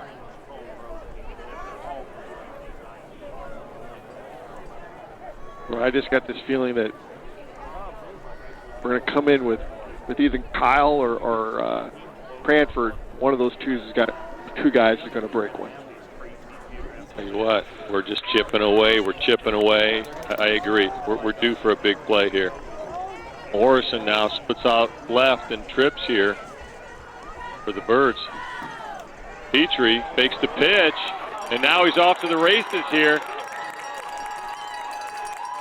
Down about the 20-yard line. We got a player down. I'm not sure who that is. Got 2 linemen here. Looks like Riley Blue and that looks like Cowper. Ooh, both of them down. Our senior lineman. Blue is okay. He got up, but Cowper's still down. Oh, Cowper's, I'm sorry, 72's up. Was that 73? Or is that 75 out here? I tell you what, Scotty. The 73 that's down, that's got to be... That's Owen Cable. At 73, you say? 72 is up. He's right here. I can't see who that is. Owen Cabell. 73, Owen Cabell is down.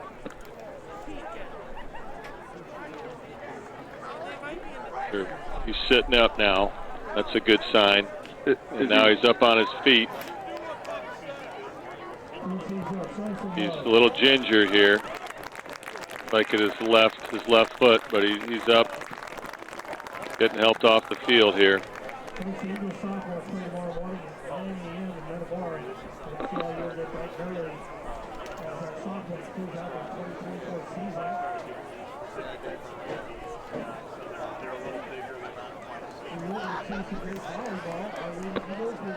So that's the center.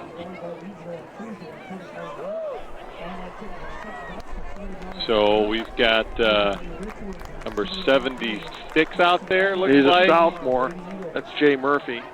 Jay Murphy comes in at center to replace him. So Redbird's down at the 20-yard line here. 1st and 10. Evan Kyle in the backfield behind Petrie. Grabner goes in motion. Petrie hands it to Kyle up the middle. Still on his feet. Gets down right about the 10-yard line. That's a nice run on 1st down. Well, right behind the sophomore. He's got a 1st down. Looks like it's going to be 1st and goal from right about the 10. No, I think they're going to stay at short, 2nd and 1. Boy, he's right on the 10-yard line. I think there's it's first and goal. Now they dropped the chains. Yeah. Yep. So 1st and goal from the 10 here for the Birds. Evan Kyle in the backfield with Petrie. Grabner goes in motion. Petrie keeps it on the right side. Down gets about 4, maybe 3. Up a 2nd and goal from the 7-yard line. That's a good catch by Petrie. The snap was a little bit high, but pretty nice job. 2nd goal from what, the 6? 7. Yep, you're right, 7-yard line.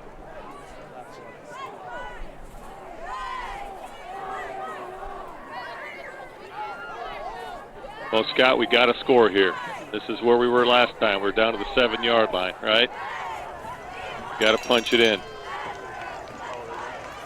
Got Grebner and Frederick split out on the left side. Ball goes to Grebner. Ball bounces up, incomplete. He had to go back and try to meet the pass, and the defender just got a hand in there. So that brings up a 3rd down and goal from the 7-yard line. I like the idea. That's tough. It's tough to come back to the ball like that and make a move. That ball had to go a long distance. Yeah, we got to punch it in. We got to get some sort of points on the board here, whether it be a touchdown or a field goal. Yeah. Redbird's lineup trips left. Morrison, Grebner, and Frederick. Kyle in the backfield. Kyle gets the pitch now. It looks like we've got a whistle, and the referee is calling a timeout on the sideline here. He's saying, my timeout. I don't know what. Not sure what that's about. Because, I mean, the Birds were into their play. Maybe some kind of equipment timeout, possibly. I don't think he was. I don't think he was ready over here. I think they're going to have them put some more time on the clock, I think. Yeah, I mean that was a late stoppage of play because Dunlap got to see our play there. It's like we were pitching the ball to the left to Evan Kyle with trips left. So now we're in a different set here. I got to wait because the umpire's not back there yet. Okay, 3rd and goal from the 7. And Petrie keeps it up the middle. He's on his feet. And he's in. Oh my goodness. They are marking him down at about the 1 foot line. So here we go. 4th and goal from inside the 1 yard line. Wow. Oh my gosh. Wow. Big play here. Big play. Scott, you doing all right? Might need an Alka-Seltzer here or something. All right, here we go. Evan Kyle in the backfield with Petrie. Petrie gets it straight ahead, bowls his way into the end zone. Touchdown, it's a touchdown. Wow. What? I mean, we took every down possible to make it happen, but great to see the Redbirds get pay dirt here on this drive. Nice to get our 2nd touchdown of this drive. So they're looking over the bench. We got a 4-point lead here, so got to go for thinking, 2. We're going to kick it for a 5 or you might as well go for 2. Go for 2 to get the 6-point lead. So Like that's what we're doing. We're setting up a 2-point conversion play here. So Petrie comes back onto the field. Morrison comes out. Morrison comes back in. And now Cote is going to stay out as well. Okay, so we got trips left. Cote on the right side. No tight end. Grebner goes in motion. Petrie gets it. He's going to run to the left side, and he's still on his feet, and he is in. Yeah. With a 2-point conversion. That's a gutty play by Mr. Petrie. That's big. 6-point lead is big at this point in the game. So, boy, Petrie just was not going to be denied. Yeah, that's a pretty gutty play by the junior quarterback. Yeah, I mean, he had to plow his way through 2 or 3 guys there to get it in. So, what a play by Petrie. Man, he just looks powerful with the ball in his hand tonight. You got to give the offensive line some credit there, man. They did a nice job. Yeah, I mean, how about the center coming in? You said that was Murphy? Jay Murphy is a sophomore. Jay Murphy came in and did a nice job. You know, sometimes you have a substitution at that center position, and it just throws you off a rhythm a little bit, but we didn't miss a beat. So nice snaps. He did a nice job. Great job. 7:17 to go.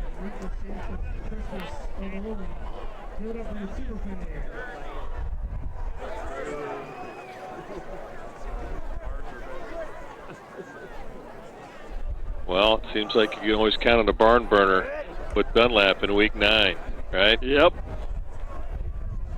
Never fails to disappoint.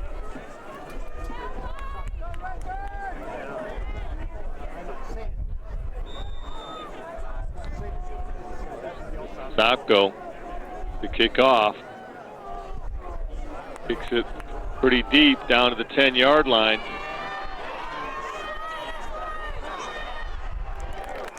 And Dunlap gets it out close to the 35.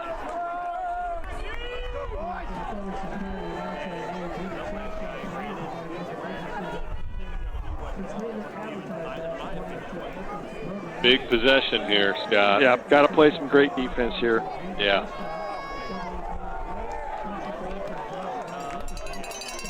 The ball will be right on the 34-yard line. I think that's where we started our drive a couple of drives ago.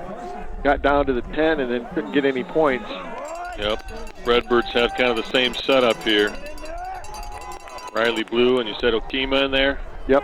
Barbarinas and Kevin Barker there, the D-line.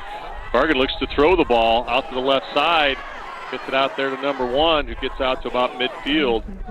It'll be a first down for Dunlap. Number 1 on Dunlap there. Dawson Marmion. Okay. They had a Meeman a few years ago. Yeah, Meeman, who was a big-time player, like we said earlier, went to Iowa and was pretty dominant as a tight end in his day. Dunlap is pretty tight here with a 3-back set. They're just running power here. He's still on his feet. Down inside the 25-yard line. And, boy, you know, it almost looked like a Washington play to me, Scott. You know, they had the up back and the H back, and it just pure power right there. I'm a little bit baffled. Yeah, you see that, you just got to make a pile. You know, defensively, you just got to get underneath them and just not get pushed back. Again, same set for Dunlap and same play.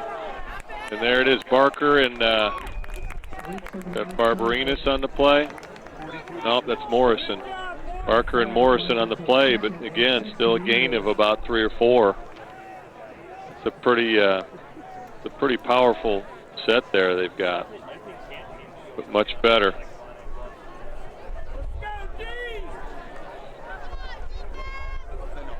So Dunlap inside the 20-yard line here. Again, power set. Run it right up the middle. Gets down inside the 15-yard line. That brings up a 3rd down.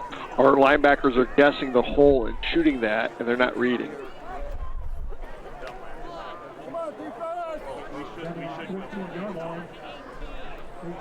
3rd and about, what, 2?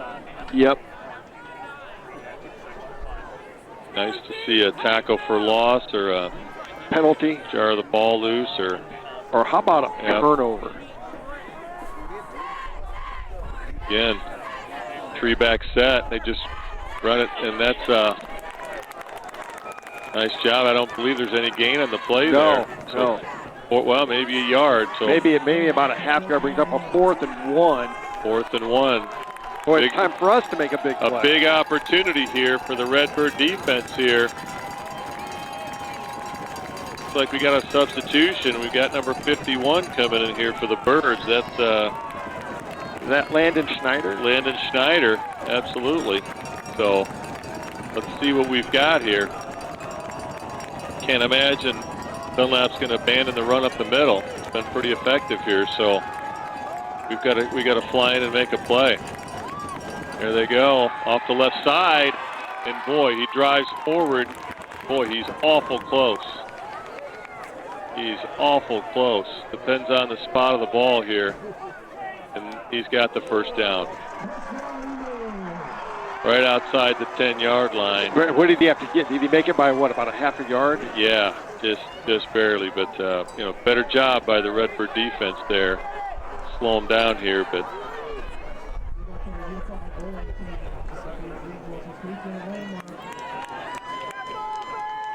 again, Dunlap in the power set here.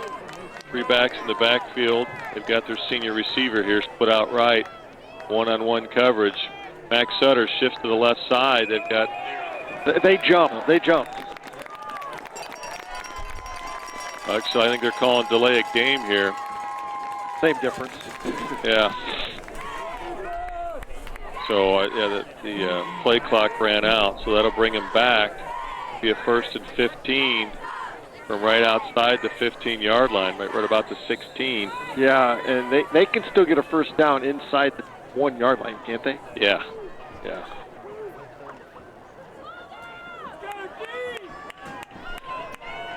Boy, it would not be a great time for a fumble.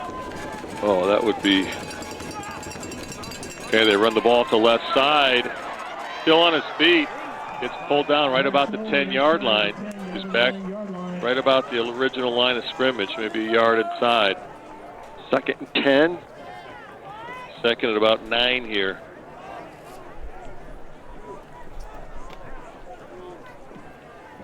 Boy, there's just too much room there in between the tackles.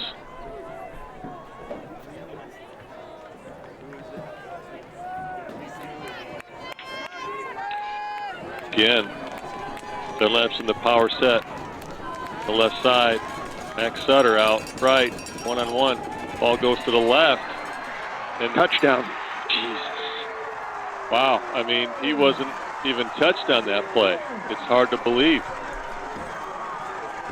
Hard to believe they created that much space there.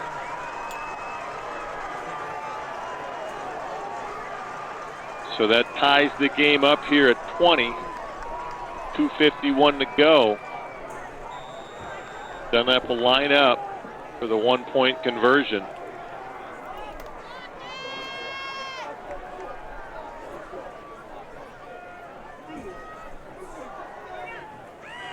Kick is up.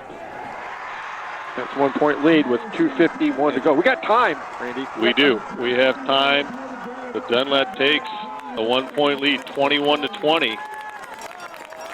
2:51 to go here in the 4th. See if we've got any updates here, Scott, on scores. Just discover the main ones there. So Washington 47, Morton 18 in the 3rd quarter. Normal Community 40, Peoria High at 18 in the 4th quarter. Rochester 38, Sacred Heart Griffin 14 in the 3rd quarter. Yeah. Loyola Academy 24, Mount Carmel 7 in the 3rd quarter. So if you're Metamora now, do you come out and pretty much do what we've been doing? I don't think there's any time or any reason to panic. You just come down and... I think you just keep doing what you're doing. You got to run the clock down. Now obviously, in this situation, for me, you got to think about a field goal.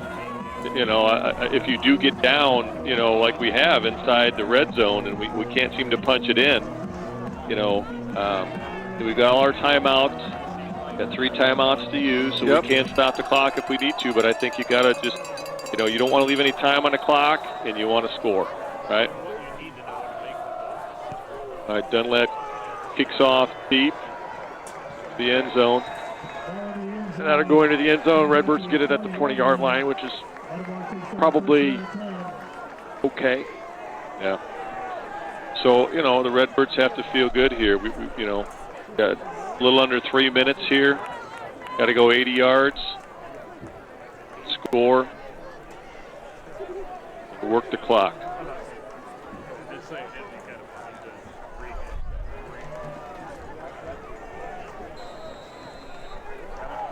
Just got to play smart. Yeah.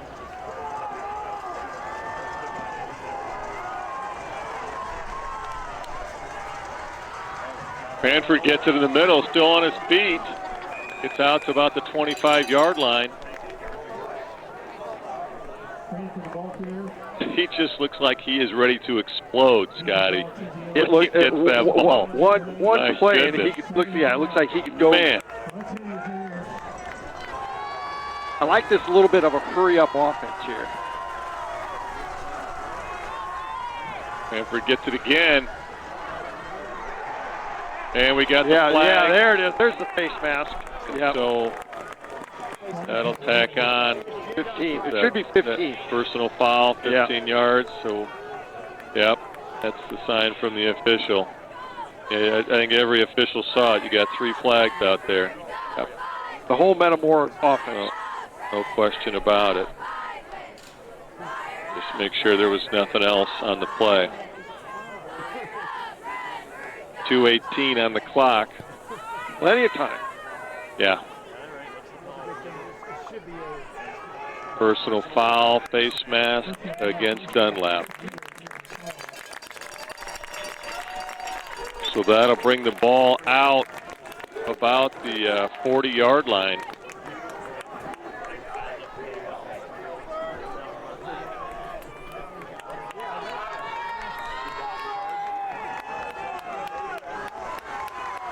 Again, Cranford in the backfield. Morrison shifts to the left side.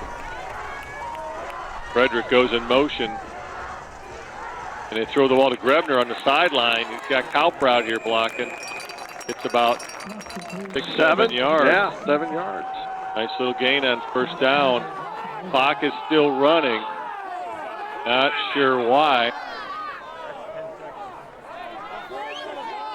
They're going to add. Now they stopped it at 1:59. Yeah. I think he motioned to stop it, but nobody stopped it, so they're going to put the time back on the clock. So, the white hat is going over to confer the sideline here. It's going to be about 2:08, 2:09, something like that.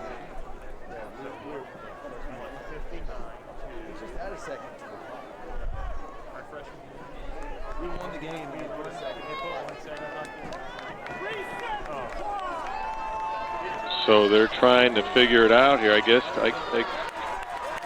they're not going to put it. Okay, 2:08. 2:08 is what they're going to put on the clock here. So good job by the officiating crew to fix things for us. So it brings up a 2nd and 3 for the Birds. Morrison shifts to the left side. Cranford in the backfield. Now Frederick goes in motion to the right. Petrie back to pass. Gets a rush, and the ball is out.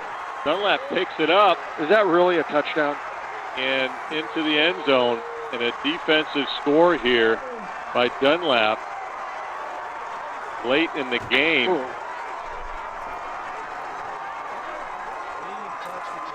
Ooh, that's a tough one. But yeah, I don't think his arm was moving. I think he was holding the ball, and there's no question that was a fumble.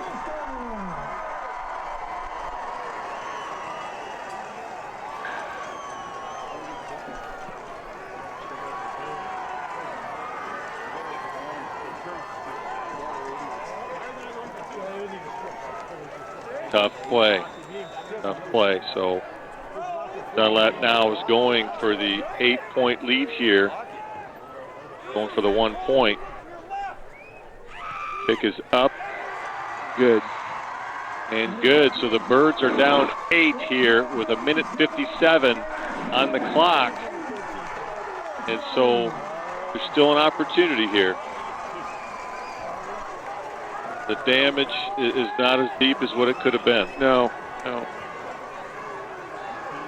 So, but the Birds have an uphill road to hoe here, no question about it.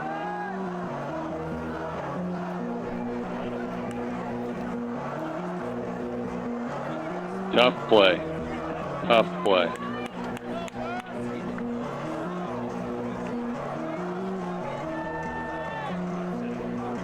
A little adversity here to respond to, Scotty. Cranford deep to receive the kickoff.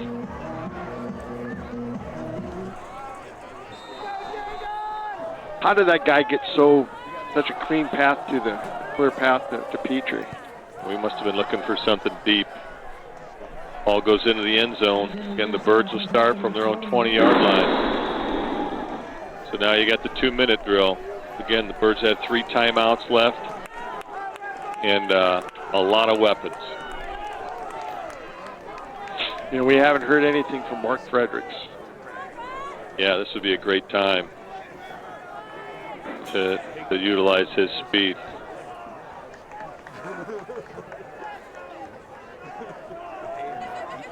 But again, you know, you got 2 minutes. That's a lot of time. Redbird's lineup trips right. Morrison, Grebner, and Frederick out there. Kyle in the backfield. I'm sorry, Cranford in the backfield. Cranford goes into motion on the right. Petrie keeps it along the left side. Gets out of bounds. About an 8 or 9 yard gain. That's a nice play. About 8 on first down. After a gain of 7 yards, he's got 8 yards until 2nd and 2 for Metamora. Nice job by Petrie to get out of bounds there and stop the clock at 1:51. Long way to go, though. Frederick out wide left. I'm sorry, right. Petrie in the left. Cranford the backfield. Little pitch to Cranford on the right side, trying to get the edge. Gets it around, and now we've got, looks like we're going to maybe have a horse collar. Yep. So that'll be a personal foul. That'll help. That'll be 15 yards. Yep. So I don't know if he gained on the play, but I think they'll tack on 15. Yeah, horse collar. Yep, horse collar. That's tacked on from the end of the run. Yep, so that'll bring it out to what, the 42 or so? 45, because it's right on the 30.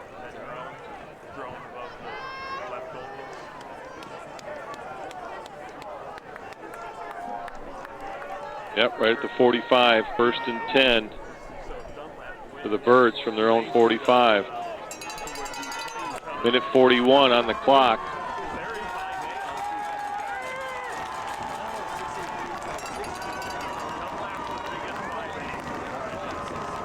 Petrie back to pass. Scrambles, he's got some room on his right side. Gets out of bounds. Awful close to the first down. Looks like he's got the first down. Yeah, I believe he does too. Down to the Dunlap, looks like 44-yard line. And Why is the clock still running? Why is the clock still running? Coach Grebner is pointing out that the clock is still running. And they must have called him in bounds. They're, you know, the white hat is wheeling clock. The Birds need, you know, it's 17 seconds here on the game clock. Now Metamora takes a timeout with 1:11 on the clock, and I believe they're going to confer here. But yeah, there's really 2 things here. Number one, with the first down, I believe the clock stops to reset the sticks. Yeah. Right, Scott? Yeah. So that's the first problem. The second problem is that, was he tackled out of bounds? That's the question, right? So you really have 2 issues there. You know, but the white hat was winding, yet the clock never stopped. So it was kind of funny that the white hat was winding. I mean, the clock should have stopped. Now he's winding it again. So there was definitely some lost time there from either resetting the sticks. Okay, Petrie back to pass, goes long, throws the ball up, and a lot of contact. No flag, but the clock does stop with the incompletion here with 57 seconds on the clock. Brings up a 2nd and 10 for the Birds from the Dunlap 45-yard line.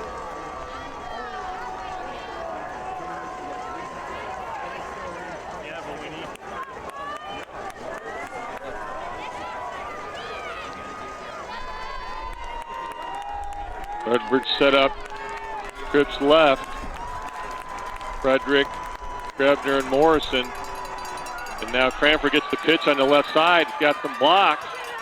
Now we've got a flag. Probably going to come back on a hold, be my guess.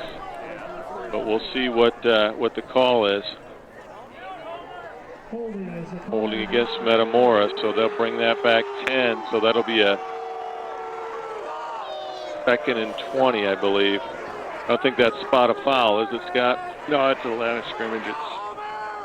Well, it used to be a spot foul, but it's not anymore. Yeah, now they do look like they're lining up. Well, yeah, it's line of scrimmage.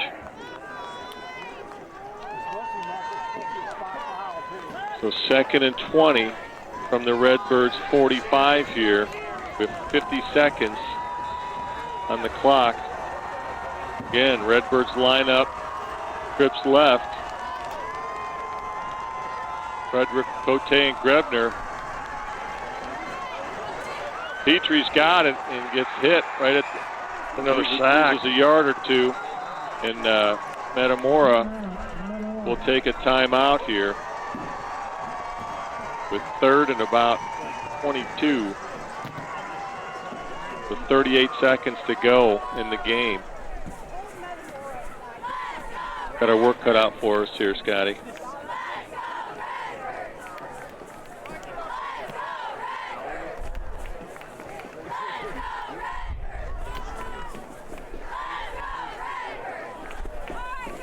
But you're gonna have to throw.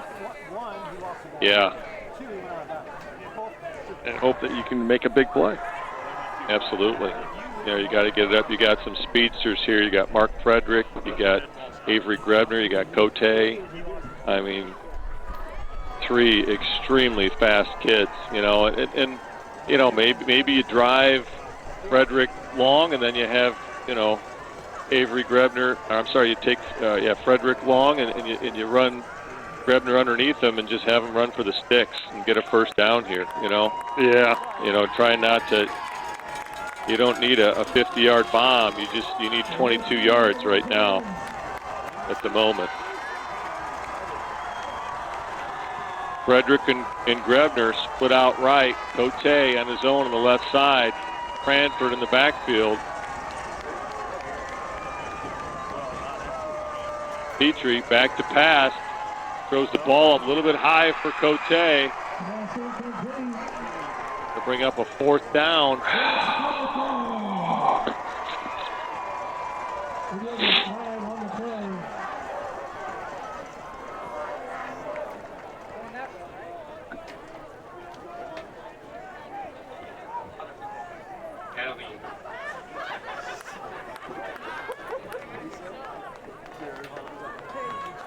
So we got a 4th and 22 here, Scott. The white hat picks up the flag. I think it just accidentally fell out of his pocket, so no foul there. And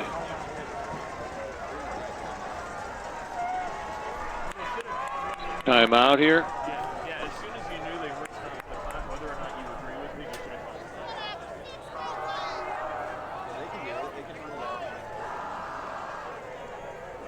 Looks like the Redbirds here are poised to call a timeout. They do with 1 second to go on the play clock. So the Redbirds now are out of timeouts. 4th and 22 here with 33 seconds to go from their own 43-yard line.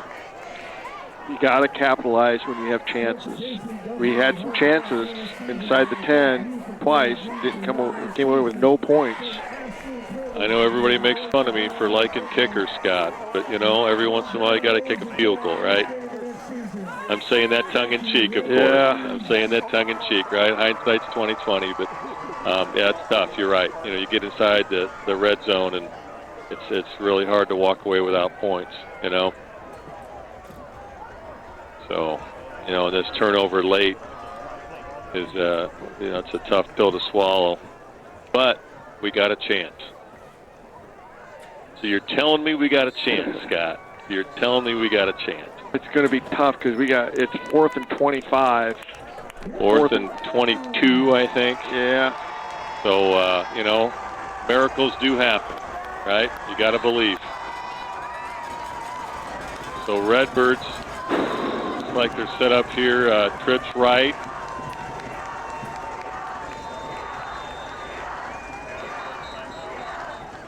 Now Dunlap will take a timeout. I got to look at our formation there, seeing what they're going to do to adjust. But I got to believe Coach Delancey's got a one-of-a-kind play here designed for a 4th and 22 situation, right? You know, at the end of practice, sometimes, you know, they'll run the 2-minute drill and things like that and work on some unique stuff. So we'll see what we have here.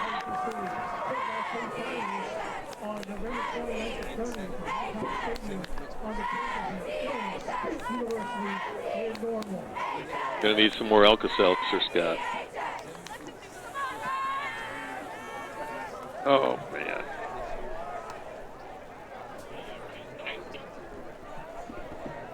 There's nothing new. I would.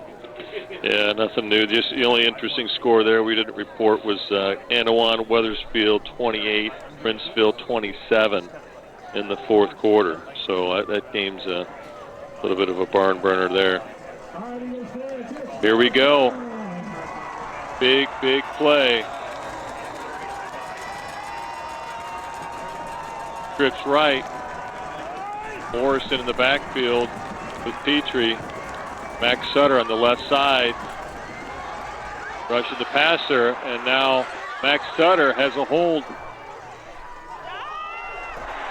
And the ball falls incomplete. Where's the flag? I mean, didn't he get tackled? Looked like he got tackled, didn't he? Talking about the receiver? Yeah. Yeah, it's hard to say. I mean, there was somebody in front of him who may have tipped the ball. So, you know, once that ball gets tipped, it's you know, it's a non-issue. But so the Redbirds will drop to 6-3 on the season. Dunlap will end up 6-3. And so it'll be interesting to see where that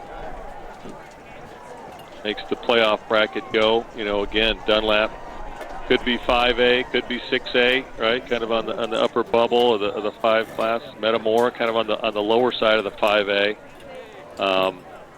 You know, depending on what happens, Metamora could go 4A. You know, we don't really know, so it'll be interesting to see. But I believe the pairings will be out tonight, right? Late tonight. What time? About what time will that come out? Oh, it'll be out tomorrow night at about 8:30. Tomorrow night. Okay. So, disappointing loss here for the Redbirds, and we saw a lot of good things, but, you know, I think the big thing is we got the ball down in the red zone, and we just couldn't punch it in.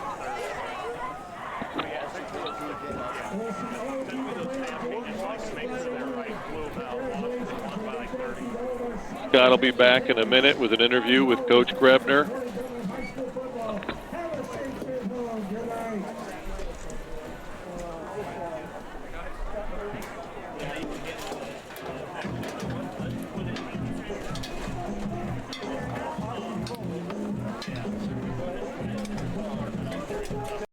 Jerry D here. I'm ready to answer your questions about broadband communications. What is Wi-Fi 6? Well, with dual-band Wi-Fi 6, you get a 4-fold increase in peak speeds, better security, and 30% better reach to give you complete coverage everywhere in the home. Wi-Fi 6 is the ideal solution if you're connecting more and more devices around your home. How about on my patio? Yes. In the garage? Bingo, yes, the garage. The attic, okay. Really, if you're working out of your attic, yes, it'll work in your attic. Treehouse, you have a treehouse, okay? If you are the type of person that loves to leave your family and go to the treehouse, you can work in the treehouse. Yes, you are an ultra-connected user. Well, and lucky for you, Wi-Fi 6 supports both 2.4 gigahertz and 5 gigahertz bands to take on even the most challenging connected homes like yours, by the sounds of it. These cutting-edge systems actually improve the efficiency of all your devices. So there you have it. Wi-Fi 6 improved performance and capacity in real-world conditions, like a treehouse. Thanks for watching.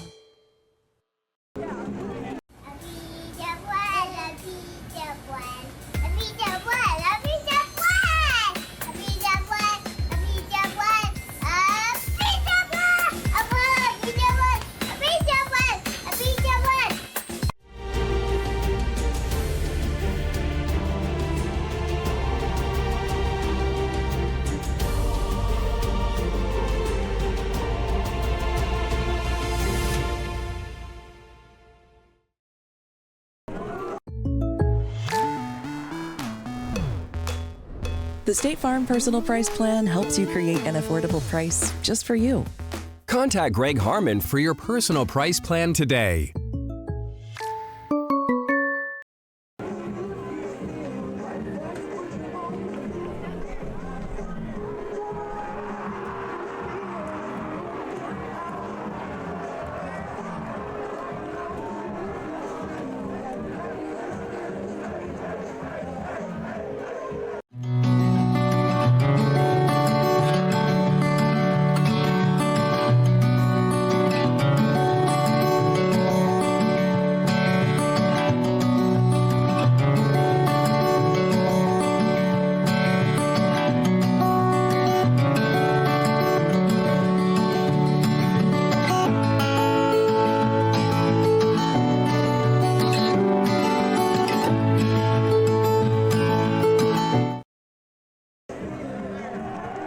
Both of my children have really enjoyed Dr. Frenette. She's epic with our kids. She works so well, making them feel comfortable, making the treatments fun, because fears can be a big deal. If you haven't tried chiropractic, call us at Kaufman Wellness Center.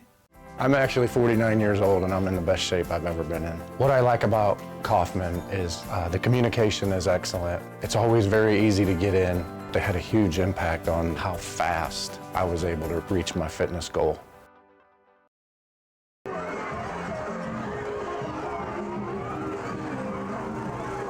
So you got an offer from your cell phone provider for residential internet. Here's what you need to know. If you want fast, reliable internet, you need fiber. While cell providers prioritize mobile service, fiber was designed with internet users in mind.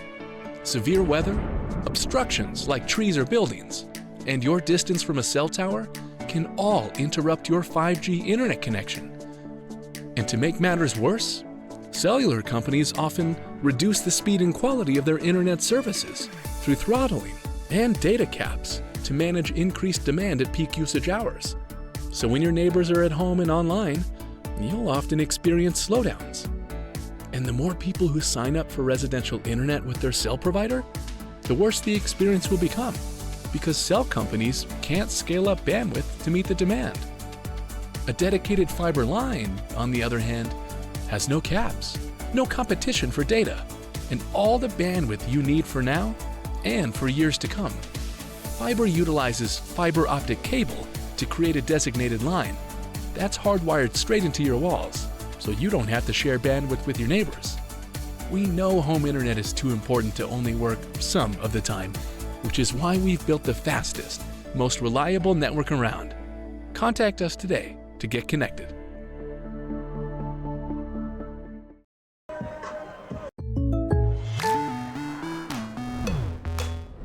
The State Farm Personal Price Plan helps you create an affordable price just for you. Contact Greg Harmon for your personal price plan today.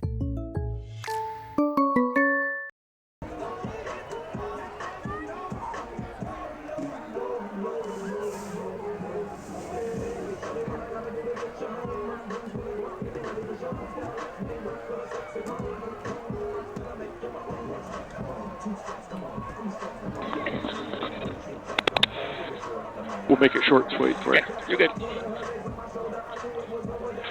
Welcome back to Dunlap High School. Coach, tough one tonight. Man, you had made some nice adjustments, I thought, and their offense didn't score. Their defense got one, but I thought overall the offense played pretty well. They were able to move the ball, put together some nice drives. There's a couple we didn't capitalize on. We weren't able to stop their run game in the first half. That kind of,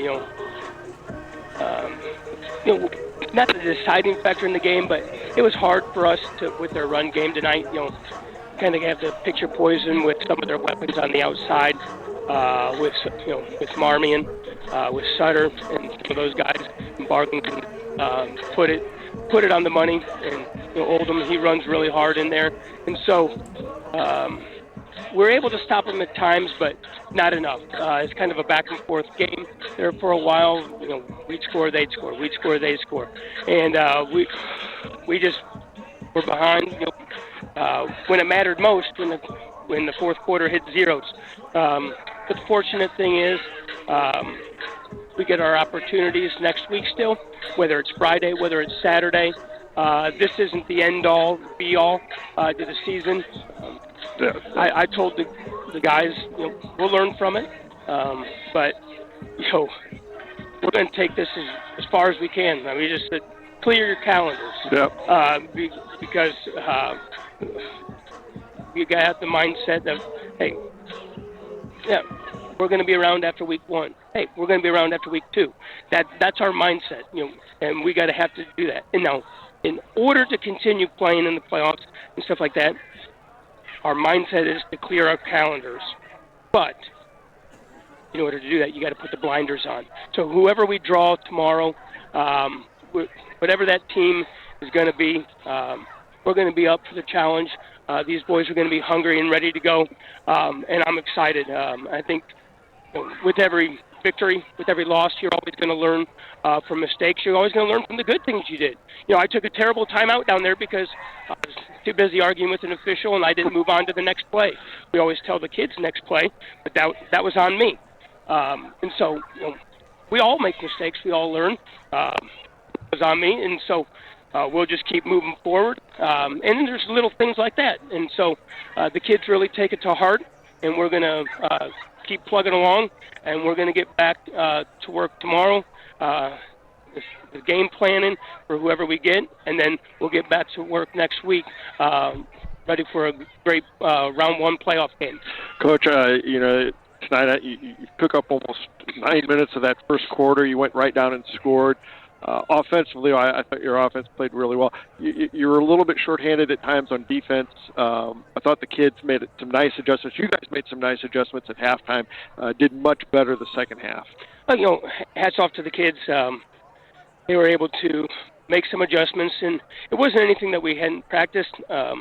We just kind of made those adjustments too late because it would have just been seamless in order to do it.